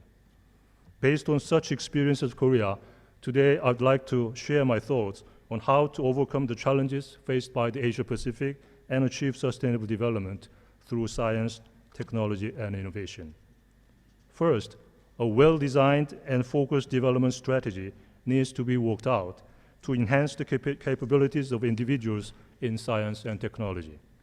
The enhanced capabilities of individuals through education in science technology and thereby nurtured human capital in this area constitute the foundation for building national capacity for innovation. They are also a prerequisite for inclusive growth that leaves no one behind. In order to ensure sustainable growth of developing economies, it is necessary to provide optimal level of education in science and technology with a focus on ICT that is tailored to the different context of each developing country, while nurturing creative human resources in industrial technology. With this in mind, Korea has taken an initiative to assist developing countries in upgrading their science and technology education, labeled as the Initiative for Science, Technology, and Innovation for Better Life. Korea also has come up with the Better Life for Girls initiative, an initiative to provide, among others, ICT education for girls, one of the most vulnerable groups in developing countries. Both initiatives were presented by President Park Geun-hye during a visit to UNESCO last December and at the UN Sustainable Development Summit last September, respectively. Korea is committed to implementing them faithfully and vigorously. In addition, we will continue to explore new projects of this kind in the region, such as the Women and ICT Frontier Initiative, or WIFI, which we have been jointly pursuing with APC-ICT and will actively participate in other initiatives to enhance the ICT capacity of Asia-Pacific countries. Second, a self-sustaining business ecosystem should be nurtured by linking the R&D capacity of research institutions with startup capacity of businesses. As pointed out in a recent UN ESCAP report, in order to achieve the Sustainable Development Goals, it is important to boost productivity. And to this end, the national R&D capacity should be strengthened and be applicable to the industries. However, some Asia-Pacific countries are experiencing difficulties in securing growth engines by using science, technology, and innovation. It is still a daunting task for many of them to set the strategic link between R&D and business startups. Therefore, our efforts should not stop at educating individuals in science and technology. We must seek creating jobs by linking the national capacity for R&D with business startups, and thus create a self-sustaining business ecosystem that can pave the way towards sustainable growth. It is with this in mind that Korea has been continuously providing assistance for R&D activities of developing countries tailored to the industrial needs of each country. Projects such as the Vietnam-Korea Institute of Science and Technology, or VKIST, and the Kathmandu University Research Center in Nepal are good examples. In order to provide more focused and longer-term assistance for developing countries in securing growth engines with science, technology, and innovation, Korea also plans to contribute to developing countries $200 million for 5 years from 2016 to 2020 through the Initiative for STI for Better Life that I mentioned earlier. In particular, we plan to prioritize our assistance to capacity building in R&D activities and business startups that are tailored to the social development and industrial needs of each developing country partner. Third, more work needs to be done to strengthen public-private partnership. An effective public-private partnership has been playing an increasingly important role in recent years as development cooperation engages more and more non-government actors, such as private enterprises and civil society organizations. Against this backdrop, the private sector's capacity for science, technology, and innovation can be effectively used to resolve the range of economic and social problems that developing countries are faced with in their quest for prosperity. It is in this context that Korea is contributing to devising creative solutions to the various problems faced by developing countries in such areas as health and medicine, education, energy, environment, and rural development by commercializing the innovative ideas of the private sector through Creative Technology Solution Program of KOICA. Finally, I wish to emphasize the importance of financing for development in securing sustainable and inclusive growth. Capacity for mobilizing resources for development financing, together with science, technology, and innovation, is the key instrument of implementation for achieving the Sustainable Development Goals. Given the fact that in the Asia-Pacific, financing and investment are constantly on the rise while the capital market is rapidly growing, the region has great potential to expand financing for development. But in reality, demand for financing for development in the region is greater than its actual capacity due to its high proportion of least developed countries. In an effort to galvanize the discussions on financing for development in the region, Korea co-hosted with ESCAP the first high-level follow-up dialogue on financing for development in Asia and the Pacific in Incheon last March. And in April, a high-level side event was held in New York to present the outcome of this meeting on the occasion of the 2016 ECOSOC Forum on Financing for Development. Korea will also actively participate in the Addis Tax Initiative and faithfully implement our pledge to double our technical assistance by 2020 on domestic tax revenue mobilization. Winston Churchill once said, and I quote, "For a nation to try to tax itself into prosperity is like a man standing in a bucket and trying to lift himself up by the handle," unquote. His remarks illustrate how difficult a task it is to increase tax revenues. Korea will continuously provide assistance to developing countries in the region in modernizing their tax administration system and building capacity for mobilizing resources for development financing. We will also support the efforts to build the financial information system, which aims to detect illicit financial flows. It has a significant implication for development financing because illicit financial flows from developing countries in the Asia-Pacific amounted to $482 billion in 2013, accounting for 40% of the global illicit financial flows and representing a faster growth than in any other region. Mr. Chairman, the 2030 Agenda for Sustainable Development encompasses social, economic, and environmental dimensions, and the relevant actors' commitments and implementation tools are unprecedentedly diverse. Therefore, establishing a harmonious partnership with various actors is essential for achieving the Sustainable Development Goals. Being aware of the importance of science, technology, and innovation as a means to achieve the Sustainable Development Goals, ESCAP has been leading the regional discussions in this area by establishing the ICT STI Committee and operating the STI Advisory Council.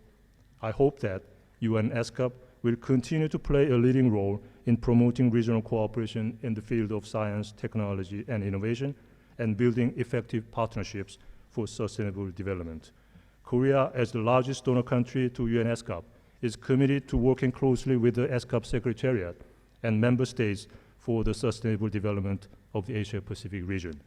Korea's submission of the draft resolution at this meeting urging member states to hold a regional review related to the World Summit on the Information Society attests to our commitment to contribute to building an Asia-Pacific community where science, technology, and innovation serve as new growth engines and solutions to regional challenges. Thank you very much indeed. Thank you very much, Your Excellency, for that statement. The next speaker on my list is His Excellency, Mr. Masakazu Amashi, Parliamentary Vice Minister for Foreign Affairs, Japan. Your Excellency, you have the floor.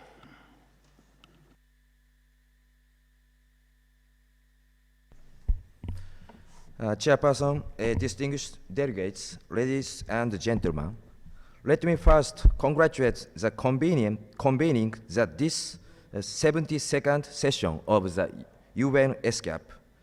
On behalf of the people of Japan, let me also express my sincere gratitude for the heartfelt message of encouragement and emergency relief goods from your country in response to the tragic loss of lives and devastation caused by the earthquakes in Kumamoto.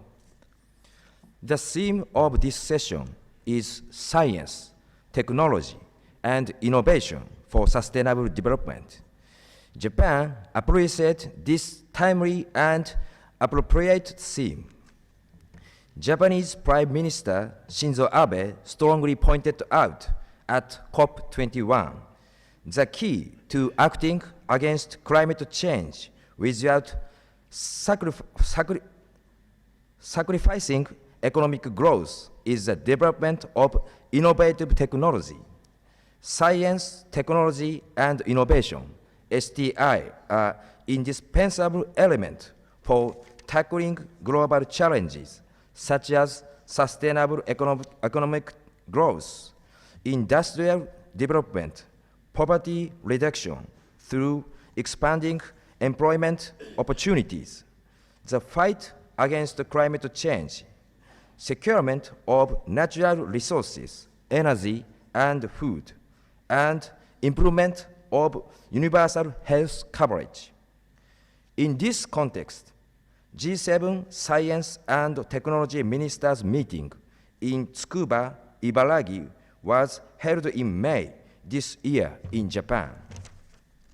This G7 Ministers meeting was advocated initially by the Japanese government in 2008.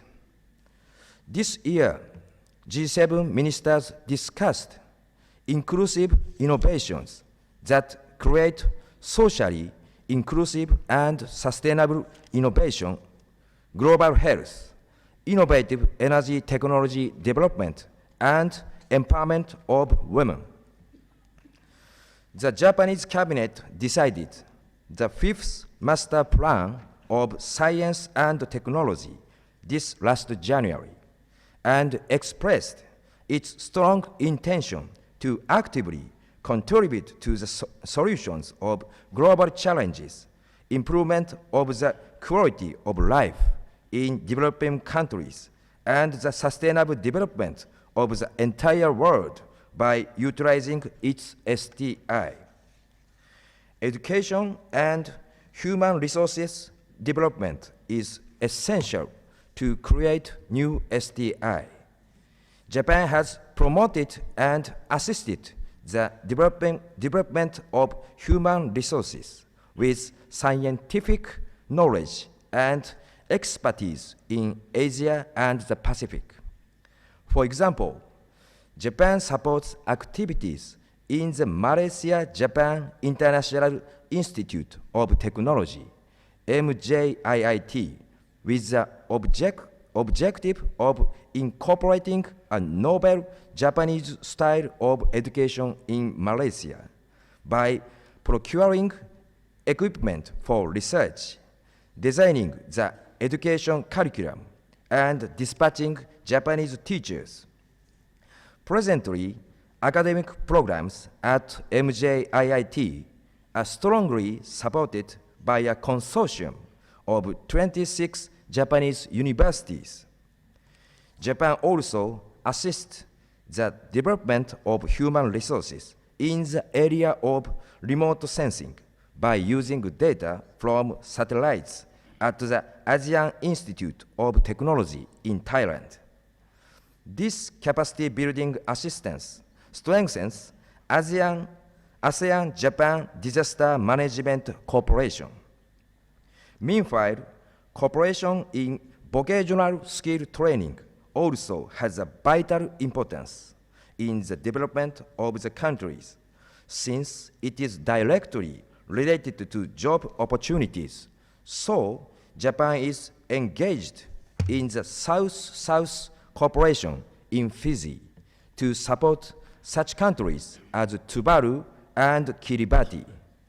I myself visited to the site of the vocational training in Fiji, and this first-hand experience gave me a deeper understanding of the importance of interaction among Pacific Islands countries and international cooperation in the field of education and human resource development. Japan also has a good practices in which the Japanese private sector transfers its own technology to the other countries that face global challenges. Seeing that Tonga is frequently affected by a cyclone, it needs technology which prevents the collapse of wind power generator blades. In this context, Japan introduced to relevant Tonga parties an aero generator system whose wind turbines can be titled down in the case of a typhoon or a cyclone in cooperation with the Japanese private sector. The Minister of Public Enterprise of Tonga expressed interest in this technology when he visited the site in Okinawa. Japan also contributes to the fight against climate change through the development of new and prolific varieties of rice, which resist high heat, drought, or flood. Gender perspective is almost important in using STI. While there has been rapid population growth and urbanization in recent years in India, Japan has supported the development of infrastructure of the dairy metro. In this project, the women-only coach that has huge following among women in Japan has been introduced in order to offer safe and comfortable public transportation for women. While STI remains important to address global challenges, traditional knowledge could also be useful. In disaster prevention, a tsunami early warning system with advanced STI is used to detect tsunamis in advance and issue warnings. However, once earthquakes occur and tsunami arrive, the most urgent and crucial thing is the immediate evacuation for residents to upland. In this point of view, there is a case in which we can prevent or minimize loss of life and damage by following traditional knowledge that we must immediately evacuate when the speed of backlash in the sea is very high, because the tsunami must be huge. The resolution on World Tsunami Awareness Day was adopted in the General Assembly of the United Nations last December with strong support of ESCAP members. Japan will enhance policies to raise awareness on tsunami and take necessary measures against tsunami disasters using STI and traditional knowledge. In this context, Japan will organize a side event related to World Tsunami Awareness Day on May 18th today. We will have a panel discussion about the usefulness of STI in the measures against tsunami and introduction of tangible STI. I hope that many representatives of your country will participate in this event. Thank you for your kind attention. Thank you. Thank you very much, Your Excellency, for that statement. The next speaker on my list is His Excellency Mr. Lakshman Sandavadin, State Minister of Science, Technology and Research, Sri Lanka. You have the floor, Your Excellency.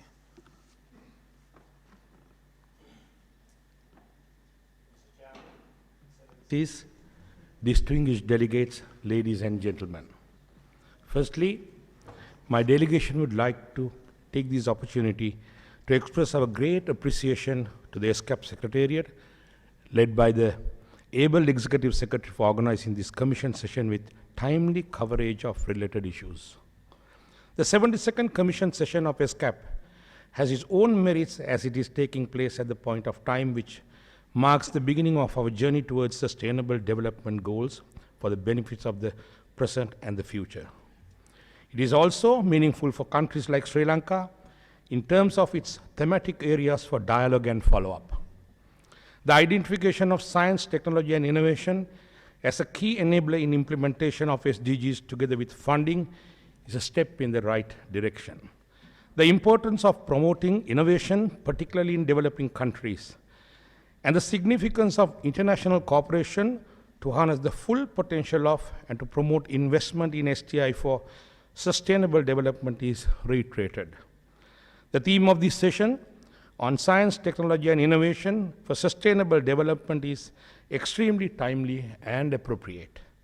Of special note is the partnership between ESCAP and Sri Lanka in its ICT and disaster risk reduction initiatives. Presently, Sri Lanka is a beneficiary of the Regional Drought Mechanism Initiative under the Regional Space Application Program and WMP-led Panel on Tropical Cyclone Program, the Regional Broadband Connectivity Project, and also proposed Women and ICT Frontier initiatives of the ESCAP. While endorsing the initiatives so far taken, ESCAP also must work in earnest towards more facilitation and support of North-South, South-South, and triangular regional international cooperation on STI and enhance access to science, technology, and innovation and knowledge sharing in the region.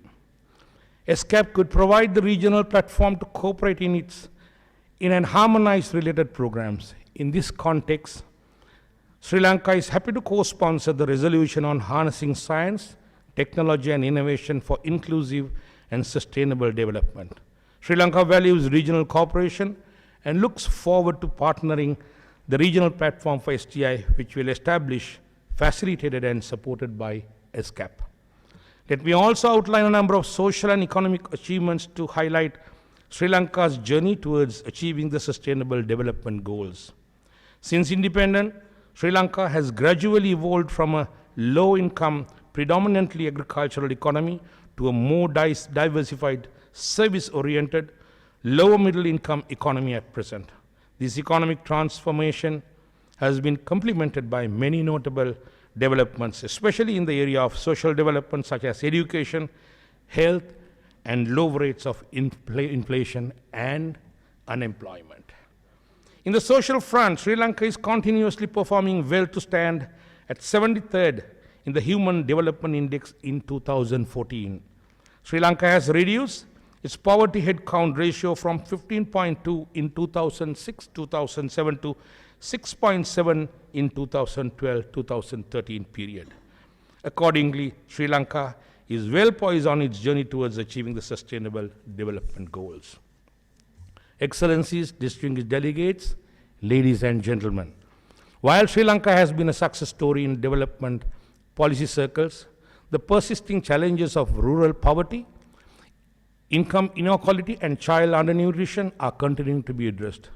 Sri Lanka is also facing contemporary economic drawbacks such as currency fluctuations, slowdown of international trade growth, natural disasters, threat of environmental degradation, etc. With the government change in 2015, Sri Lanka has adopted a new policy framework of social market economy, which includes building of the economy, development of the education system, ensuring freedoms, developing infrastructure and investment.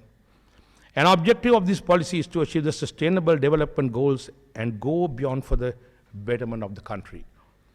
In the backdrop of asymmetrical nature of economies and trade flows between countries in the Asia and the Pacific region, non-tariff barriers to trade and transaction cost of trade continue to remain major impediments for the expansion of inter-country and intra-regional trade. Sri Lanka appreciates the role of ESCAP in promoting a continuous dialogue for further cooperation to eliminate such trade barriers in the region. Let us come together as equal partners in a journey in a bid to enrich each of our countries and the region as a whole. Sri Lanka's support continues in this quest in order to achieve the SDGs by 2030. I thank you, Mr. Chairman. Thank you very much, Your Excellency, for that statement. The next speaker on my list is His Excellency Mr. Anaderti Kosei Ibu, Deputy Minister of Road Transport from Turkmenistan. Your Excellency, you have the floor. Thank you.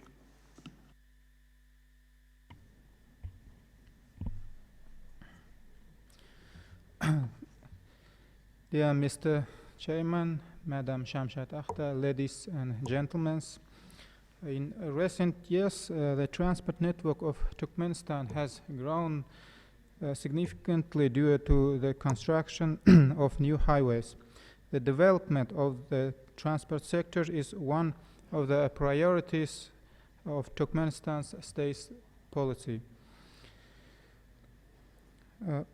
Favorably located between the European and the East Asian continents today, Turkmenistan is successfully implementing its development projects in the transport sectors.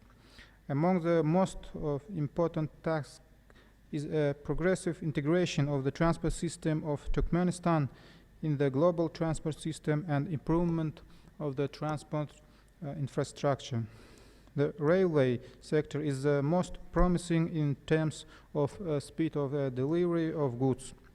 The total length of railways in the country is more than 5,000 kilometers. Construction north-south the railway from Kazakhstan, Turkmenistan, Iran has significantly reduced the costs and time for cargo transportation in Asia-Europe direction. According to representatives of the three countries, cargo handling will increase from 3 to 10 million tons per year, which will undoubtedly give new impetus to the economic development of the region.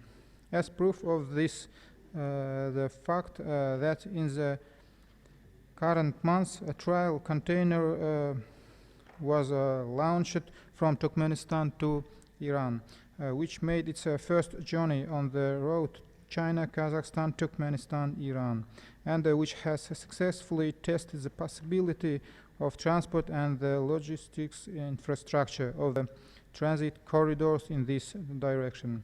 The total length of the route China, Kazakhstan, Turkmenistan, Iran is about 10,000 kilometers, and its travel time about 14 days, which is 2 times faster than by sea, which takes 1 month. Takes. Construction of the railway Turkmenistan, Afghanistan, Tajikistan is actively underway, which includes construction of 2 railway bridges and stations. This route is designed to be an important link in the international transport and to encourage trade relations between the countries of the region.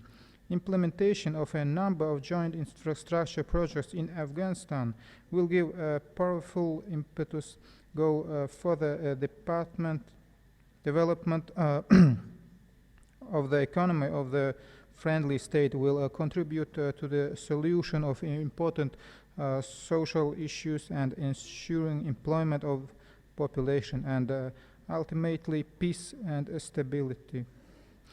Located at the crossroads of major roads corridors of the Eurasian region in Turkmenistan, a great attention is paid to road transport as one of the important means of multimodal transport system. The length of road in Turkmenistan is more than 13,700 kilometers. The reconstruction of the network of main highways is taking place and the new highways in accordance with international standards will be built. At the end of 2014 in the city of Ashgabat, the opening of the International Customs Terminal, International Auto Passenger Terminal, as well as the line of high-speed highway Ashgabat-Turkmenbashi worth $2 billion took place. Construction of these highways is the first such projects implemented in Turkmenistan. Highway with length of 564 kilometers will be in conformity with international norms and standards. And for this purposes, consulting company from Germany was contracted for construction, which has extensive experience in this field. Recently, there was a presentation of the next stage of development of a new international seaport, Turkmenbashi, designed to be a sea gate of Turkmenistan and Central Asia. The international transport and logistics center worth about $1.5 billion, includes multi-profile cargo terminals, containers, cars and passengers, polypropylene, as well as bulk terminals and general cargo, shipbuilding and repair plant. Upon completion of the construction, capacity of a new ultra-modern port will be more than 25 million tons of cargo per year.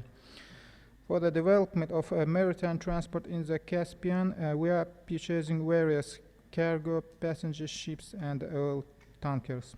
All Turkmen vessels, as well as the waters of the Turkmen coast of the territory of the Turkmenbashi port, in accordance with the SOLAS 7488 Convention and the resolution of the IMO, are equipped with AI's automated identification system for the control of ships. Over the past year, 2 cutting-edge type ferries, ROPAX, were both designed to carry 200 passengers and 54 freight vehicles that offer comfortable cabins, shops, entertainment rooms for children and other facilities. Rapid development of civil aviation of Turkmenistan is also taking place. The construction of a new international airport of Ashgabat, designed to become the main air gates of Turkmenistan, a major transit point in the continental and intercontinental air roads. The capacity of the modern air harbor will be located on the area of 1,200 hectares and will serve 1,600 passengers per hour. The opening of the airport, which includes 95 different facilities, C-check base for repair and maintenance, and training center, will be held in August this year. In addition, in accordance with the national program of civil aviation of Turkmenistan for 2012 and 2030 years, in the provinces, construction of new airports and the modernizations of existing ones is taking place. From geographical and economical point of view, Turkmenbashi International Airport is ideally located for transit and commercial flights, as well as technical stops for refueling and use as a cargo and a logistics center in Central Asia. Turkmenistan puts forward important initiative aimed at the development of a broad international cooperation and takes the necessary measures for their implementation. Huge opportunities to optimize traffic flows in the Eurasian region are opened up. Dear ladies and gentlemen, I'm glad to inform you that Ashgabat will host a global conference on sustainable transport in November 2016. As prescribed by the resolution which was adopted at the 70th United Nations General Assembly on December 22, 2015 year. Using the opportunity, I would like to invite you at this event.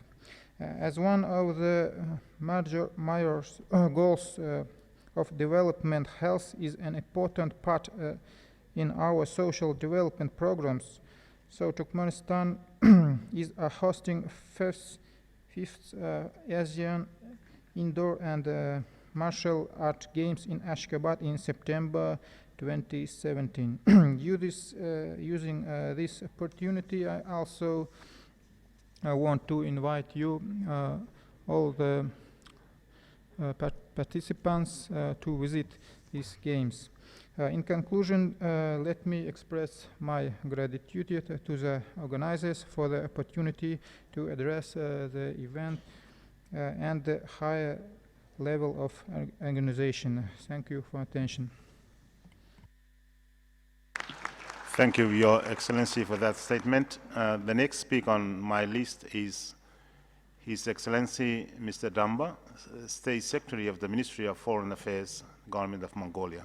Your Excellency, you have the floor. I thank you, Mr. Chair. Distinguished delegates, ladies and gentlemen. Let me begin by joining the previous speakers in extending our sincere congratulations to you on your unanimous election as the chair of the 72nd session of the Commission. Mr. Chairman, I assure you my delegation's full cooperation and support. This session of the Commission is being held at a crucial juncture at the member states of Asia and Pacific embark the implementation of the 2030 Sustainable Development Agenda. Important discussions and events in the region have been a sound basis for our today's deliberation on how to harness the potential of Asia and Pacific toward achieving the Sustainable Development Goals. Here I wish to highlight the first regional follow-up dialogue on financing for development and the Asia-Pacific Forum on Sustainable Development, resulting inter alia in a consensus on the need for a regional tax forum, a new regional infrastructure financing forum, and a regional roadmap for implementing the Sustainable Development Goals. I look forward to a fruitful discussions on ways and the means of implementing this and other relevant initiatives at this session. Mr. Chair, with adequate resources, a renewed commitment, and intensive collective action, the Sustainable Development Goals can and must be achieved. It goes without saying that our journey ahead will be not smooth and easy. The world can already be grappling with the multiple and interrelated challenges, including the economic slowdown, volatile energy and food prices, and ongoing concern over the food security, as well as the increasing challenges posed by climate change. Their combined effect have resulted hard-earned development gains, thus heightening vulnerabilities and inequalities in many developing countries. To withstand this and other emerging challenges, an effective regional partnership for development ought to be enhanced. A partnership that recognizes national ownership and leadership, a partnership that delivers on commitments already made, including Addis Ababa, Sendai, and Paris, a partnership that takes into account the special needs of and challenges faced by the vulnerable group of countries, including the landlocked developing countries. The International Think Tank for the Landlocked Developing Countries, launched in Ulaanbaatar, Mongolia back in 2009, will be served as a center for excellence by using top quality research and advocacy to build their capacity to benefit from international trade. However, the International Think Tank, to fully use its potential, the multilateral agreement of its establishment needs to enter into force. Hence, I would like to urge the Asian landlocked developing countries that have not yet done so to exceed the multilateral agreement at the earliest possibility. Last July, Mongolia, China, and Russia signed a memorandum of understanding on establishment of the economic corridor, simplify the cross-border trade, facilitate trade and investment, and implement infrastructure projects to interlink markets of their countries. The projects to be implemented within the framework of the corridor will be developed in the line with the Mongolia's Steppe Road, China's Silk Road Economic Belt, and Russia's Euro-Asian Economic Union initiatives. Our relevant ministries are currently finalizing the program on establishment of the economic corridor, which includes more than 30 joint projects. In this connection, I also wish to extend our thanks to the ESCAP for facilitating the development of the trilateral transit agreement along the Asian highway network. Mr. Chair, the experiences of MDG's implementation around the world seems to reveal the fact that sustained economic growth per se is not sufficient. It should enable everyone, in particular the poor, to participate, the benefit from economic opportunities, and should lead a job creation and be complemented by effective social policy. Mongolia, for one, is endeavoring to implement such a policy. Mongolia's 2030 Sustainable Development Vision, which was adopted by the Parliament earlier this year. By 2030, the development vision envisages inter alia eradication of poverty in all forms, sustaining an annual economic growth at least at 6.6%, securing no less than 80% of the total population as middle or high income strata through reducing income equality and ensuring citizen participation, improved human development through quality educational and health services, ensuring ecological balance and green development while building effective, transparent governance institutions.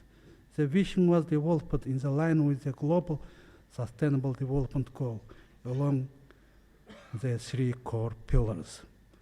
Boosting productive employment, especially among the youth, through supporting job creation in labor-intensive industries is a high priority of my government.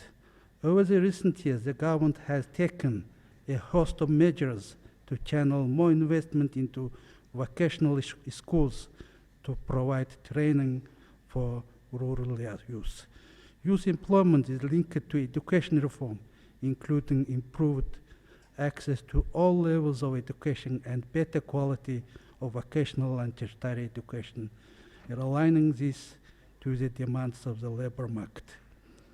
In promoting equitable distribution of income and opportunities, and to reach more effectively those in need, my government will pay special attention to better targeting government intervention to strengthen health systems, improve educational opportunities, generate employment, support nutrition, and enhance social protection of the population.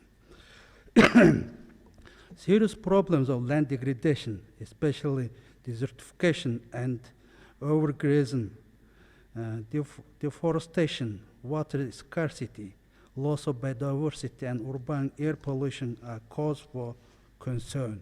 They directly threaten the human security. Mr. Chairman, challenges in meeting the Sustainable Development Goals are many, so building enduring partnership is essential for the effective implementation. This should involve local governments, the national government, the private sector and civil society at home, and our development international partners, both bilateral and multilateral. Only by working together while holding ourselves mutually accountable, we'll be able to deliver tangible and sustainable results. I thank you for your attention. Thank you very much for that statement, Your Excellency. The next speaker on my list is His Excellency Mr. Saeed Hamid Pomo Mohammed Jausafidi, Deputy Vice President for Production Affairs, Management and Planning Organizations from the Islamic Republic of Iran. Your Excellency, you have the floor. Thank you so much. In the name of God, the compassionate, the merciful, Mr. Chairman, distinguished delegation, ladies and gentlemen, at the outset, I would like to express my deepest gratitude to the organizers of the 72nd ESCAP Commission session. The Islamic Republic of Iran's delegation and I deemed the session an invaluable occasion for the exchange of different ideas and viewpoints. We have convened here to pave the ground for dynamic, inclusive, and sustainable growth for our nation through cooperation and consultation by assessing upcoming challenges and opportunities and by highlighting the importance of the regional potentials and capacities in a peaceful and amicable atmosphere. It is essential that we examine and evaluate various ways leading to achieve sustainable development goals throughout the whole region and consequently that advantages of its outcome for elaboration of the post-2015 Sustainable Development Agenda. Choosing science, technology, and innovation for sustainable development as the theme topic of the ongoing Commission session implies further emphasis on the exchange of the knowledge and information among ESCAP member states at national, regional, and international levels. This undoubtedly requires the expansion of science and technology with a view to adequately meeting the needs of the region. Such an appropriate choice of theme topic is consistent with inclusive, resilient, and sustainable development since the matter can be classified in the term education as one of the most remarkable elements of SDGs. Financial insufficiency and high risk of investment are among challenges facing the development of science and technology all across the region. In this respect, facilitating public-private partnership, coming up with new solutions, applying development initiatives, strengthening scientific foundations, and building up cooperation between regional academic centers and universities can significantly contribute to addressing these challenges and help reach desirable convergence with the countries in the region. At the moment, the Islamic Republic of Iran is in the threshold of its sixth five-year national development plan. Reinforcement of knowledge-based economy together with the development of advanced technology in a wide variety of subjects is one of the key factors inter alia to be taken into account during the implementation of the plan. Ensuring education for all, supporting free literacy system, providing vulnerable groups with low income with educational opportunities, bringing support to software and hardware products, and developing scientific capacities are also among the programs to be carried out to help fulfill the Islamic Republic of Iran's motto to the year called Resilient Economy. Mr. Chairman, in post-sanctions era and after having undergone cruel sanction unjustly imposed by world powers over the past few years, the Islamic Republic of Iran is making an all-out effort in the framework of its 20-year vision document and in compliance with the sixth five-year development plan to be ranked one of the most scientifically powerful countries in the region in such a way that it can ultimately manage on a broader scale to help promote the welfare state of other countries in the region with the help of creating balanced, sustainable, knowledge-based development and for the cause of the promising future for all. We strongly believe that the poor degree of science and technology accounts for one of the most influential causes of the escalation of nations' vulnerability in different aspects of economy. Lack of a relevant structure of the safety gathering and providing solid and reliable information can deteriorate such vulnerability. In this regard, and to the benefit of the entire region, the Islamic Republic of Iran has embarked on the establishment of the Asian and Pacific Center for Development of Disaster Information Management, APDIM, in partnership with ESCAP member states, placing the issue as the top priority of the agenda. Meanwhile, Iran has taken positive measures so far, such as holding training programs and workshops on disaster risk reduction with the presence of the number of the ESCAP region representatives. The launch and operationalization of the center will certainly contribute to the enhancement of disaster information management in the region, lead to better encounter natural disasters, and a result reduce corresponding losses and damages. The center, which is hosted by Iran, can bring fundamental changes to the way in which ESCAP countries cope with disaster risk issues, as it will use of all disaster management related scientific capacities existing in the region. Mr. Chairman, distinguished delegates, in the end, I am confident that this session will open the door to new horizon in front of all of us in the ESCAP region and toward further socio-economic development leading to a prosperous region. Thank you. Thank you very much, Your Excellency. The next speaker on my list is Dr. Andy Eka Sakia, Head of the Agency for Meteorology, Climatology, and Geophysics from the Government of Indonesia. Your Excellency, you have the floor. Thank you, Mr. Chairman. Mr. Chairman, Ministers, Excellencies, distinguished delegates, ladies and gentlemen. The third topic of the UNESCAP 72nd Commission session, Science, Technology, and Innovation for Sustainable Development, is indeed very timely and relevant to the 2030 Agenda for Sustainable Development Goals, known as SDGs. The international community have all agreed on a new global agenda to cherish our world on a sustainable pathway for the next 15 years.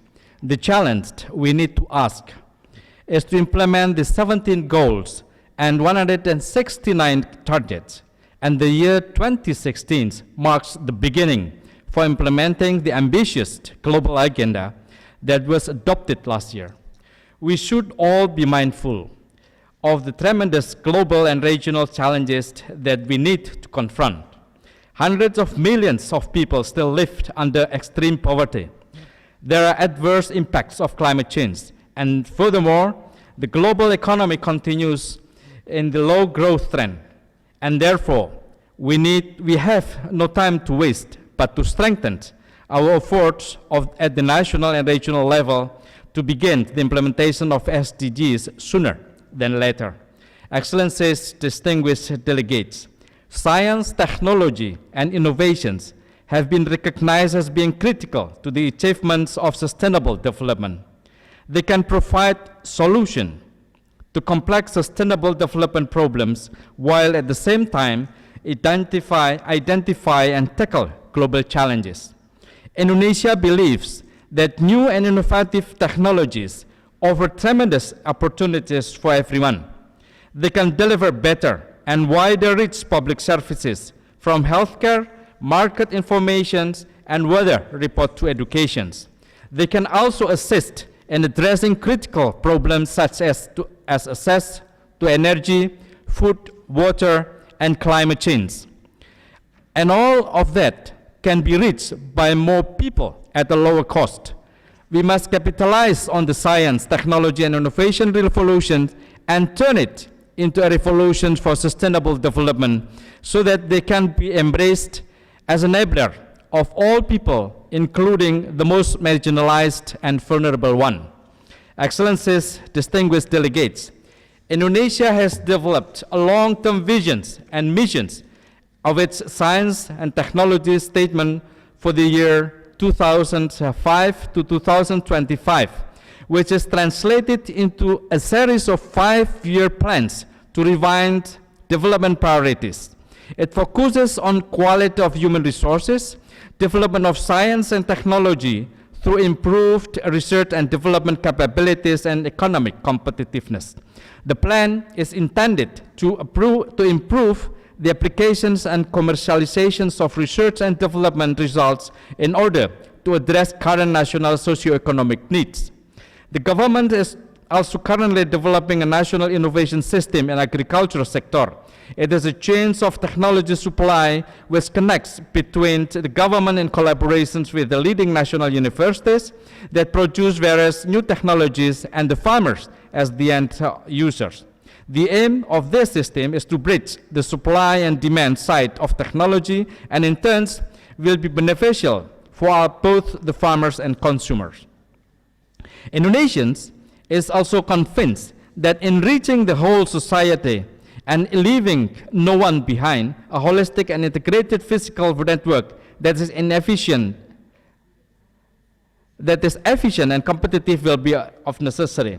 Indonesia is currently opening huge investment of infrastructure to connecting the 17,000 island by expanding and building deep sea seaport, new airport, railways and toll roads across many islands.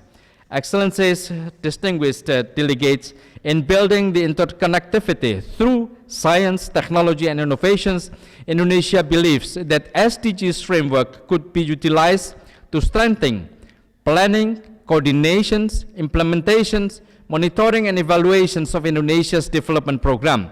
We are promoting productive partnership with the private sectors, non-government organizations, academia, and international development partners to reduce poverty, build social inclusions, and achieve sustainable growth.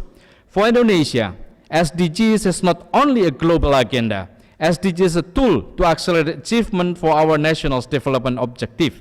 I have the honor to share with you all at this UN regional body for Asia and the Pacific what Indonesia has been doing to implement SDGs since its adoptions.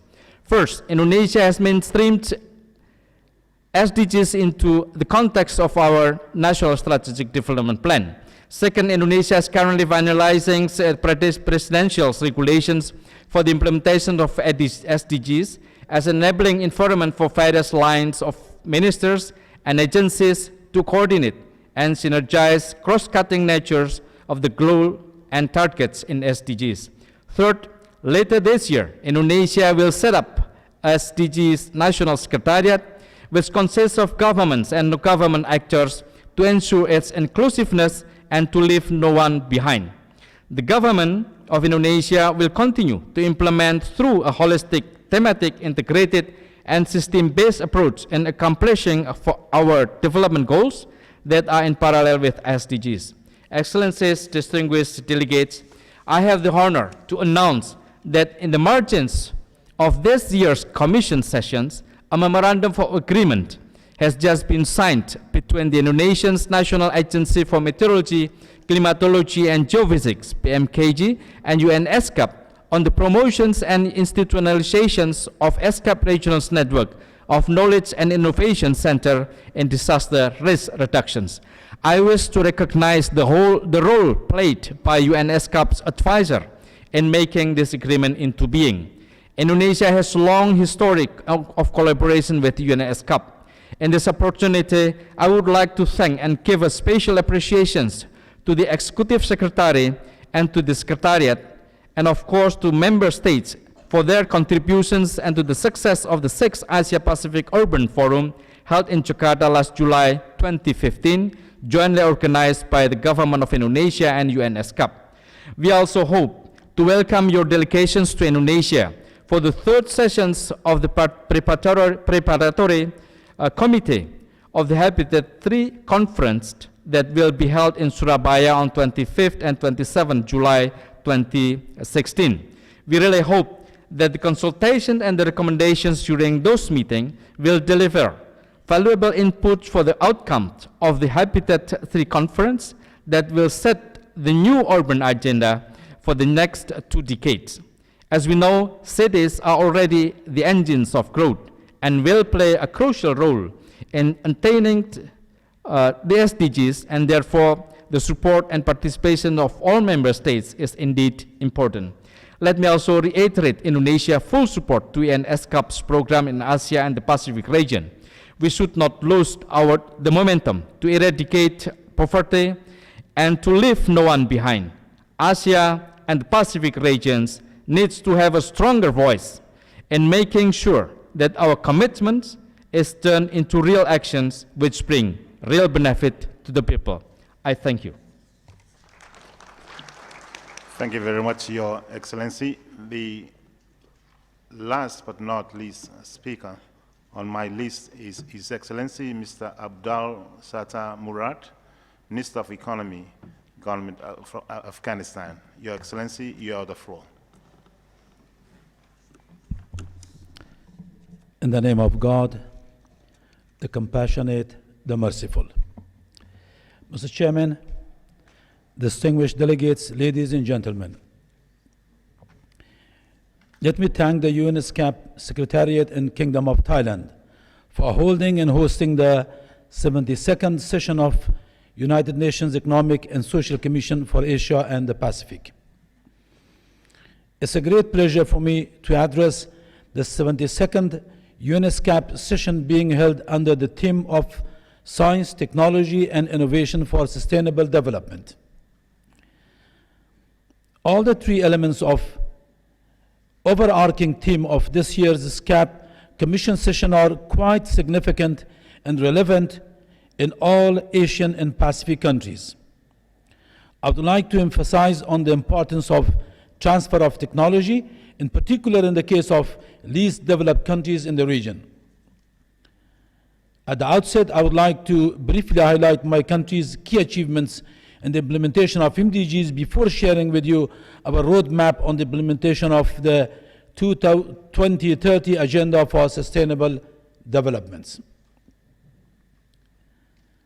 Ladies and gentlemen, Afghanistan started implementation of the MDGs in the year 2000, 5 years later than the Millennium Declaration was adopted by the United Nations.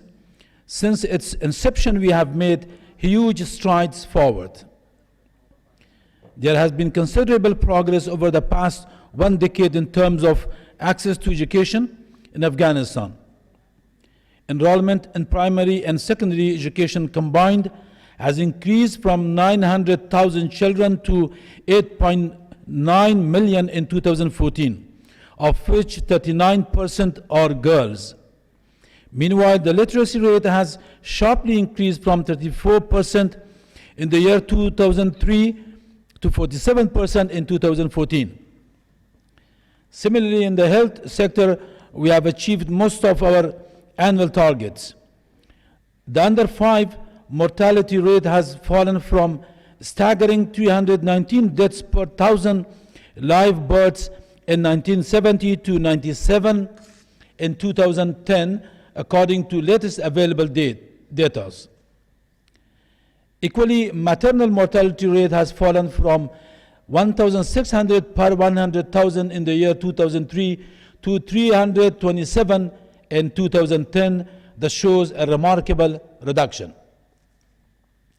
Distinguished delegates, still millions of people are suffering from extreme poverty. Millions of boys and girls are today out of school. Hundreds of women die every day from having a baby, and millions of other people have no clean drinking water.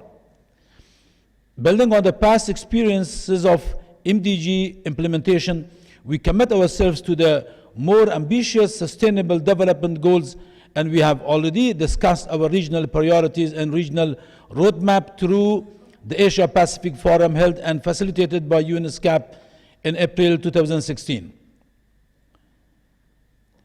We do understand how difficult the task may be, but our joint cooperation at the regional and global level will turn this ambitious agenda into realization.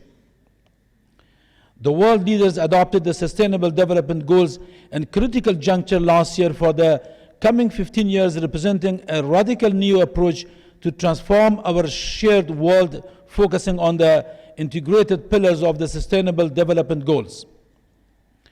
The economic, social, and environment. In this context, the government of Afghanistan, like other UN member countries, is deeply committed to implement SDGs.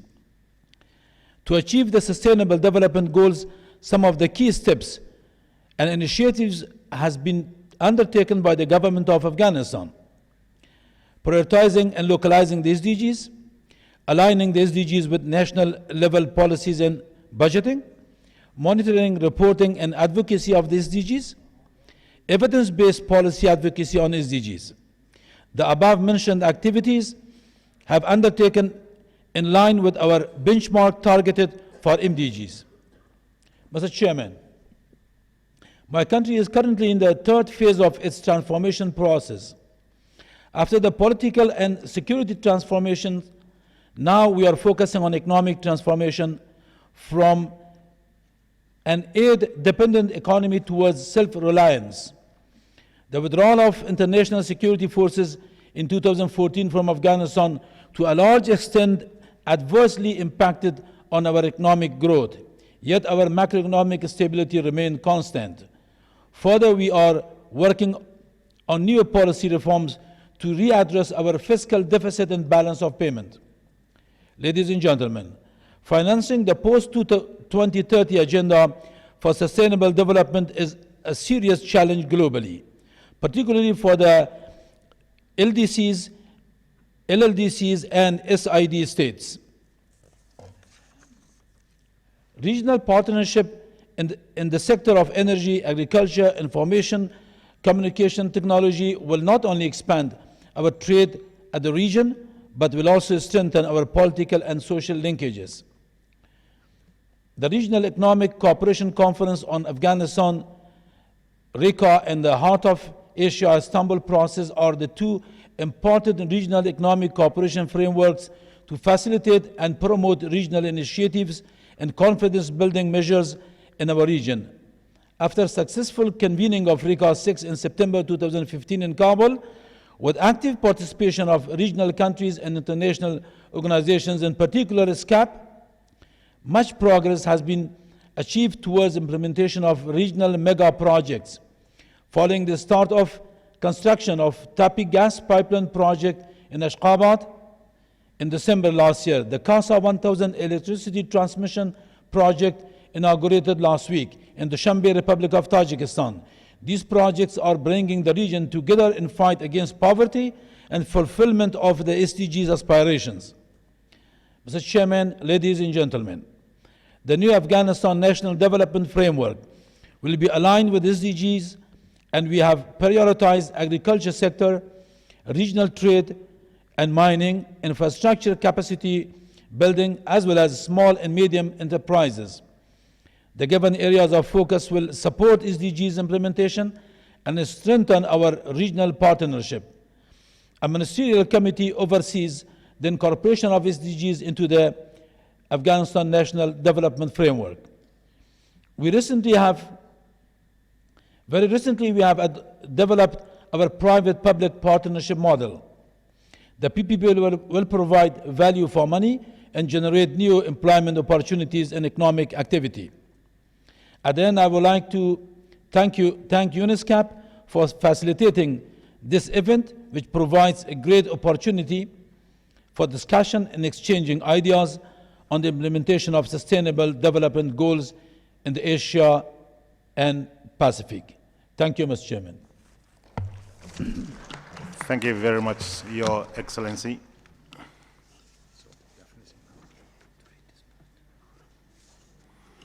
Excellencies, distinguished delegates, ladies and gentlemen, we have come to the conclusion of our deliberations on this agenda item.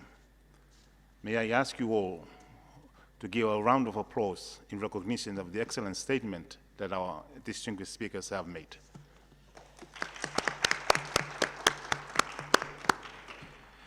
We will resume our discussion on this agenda later this afternoon at 3:30 for further statement by delegate.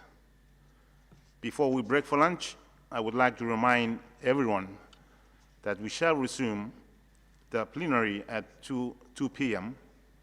sharp with a ministerial roundtable on the theme topic for the 72nd session of the Commission, Science, Technology, and Innovation for Sustainable Development. May I now request the Secretariat to make housekeeping announcement. You have the floor, Secretariat.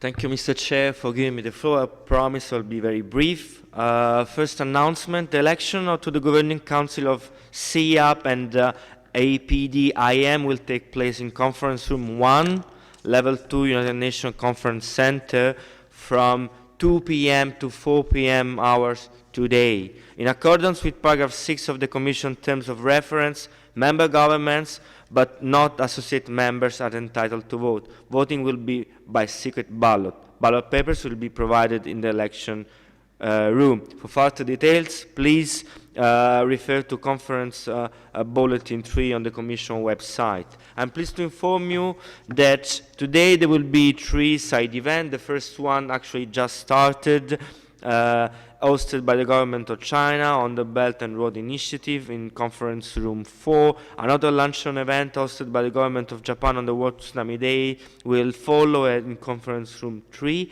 and a side event in the evening hosted by the governments of Mongolia on landlocked developing countries and economic development. Will happen later. For details on this side event, you can refer to the touch screens located in the various places of the conference center. I would also like to draw your attention to the dinner reception hosted by the Royal Thai government tonight, held at the Ministry of Foreign Affairs at 6:30 till 8:30. All participants are invited. Transport will be provided by the Thai side at the main entrance of the UNCC to take you to the reception venue at 5:40 p.m. and back to the UNCC at 8:30. There will be another bus leaving for the reception at 6:15 for those who will participate in the side event of Mongolia, which will be held at 6. The last announcement, the Secretariat would like to announce that an evaluation questionnaire will be provided to each delegation for their consolidated feedback on the Commission session. The questionnaire is intended to assess the relevance and effectiveness of this session for the improvement of the future session. Your feedback over the past years has been very valuable and has informed the preparation of the Commission session. We kindly request that each participating delegation please complete the questionnaire. We recommend completing the questionnaire at the end of the session. However, if you must depart early, kindly complete the questionnaire prior to your departure. Thank you, Mr. Chair. Thank you. Excellencies, distinguished delegates, ladies and gentlemen, the meeting is now adjourned.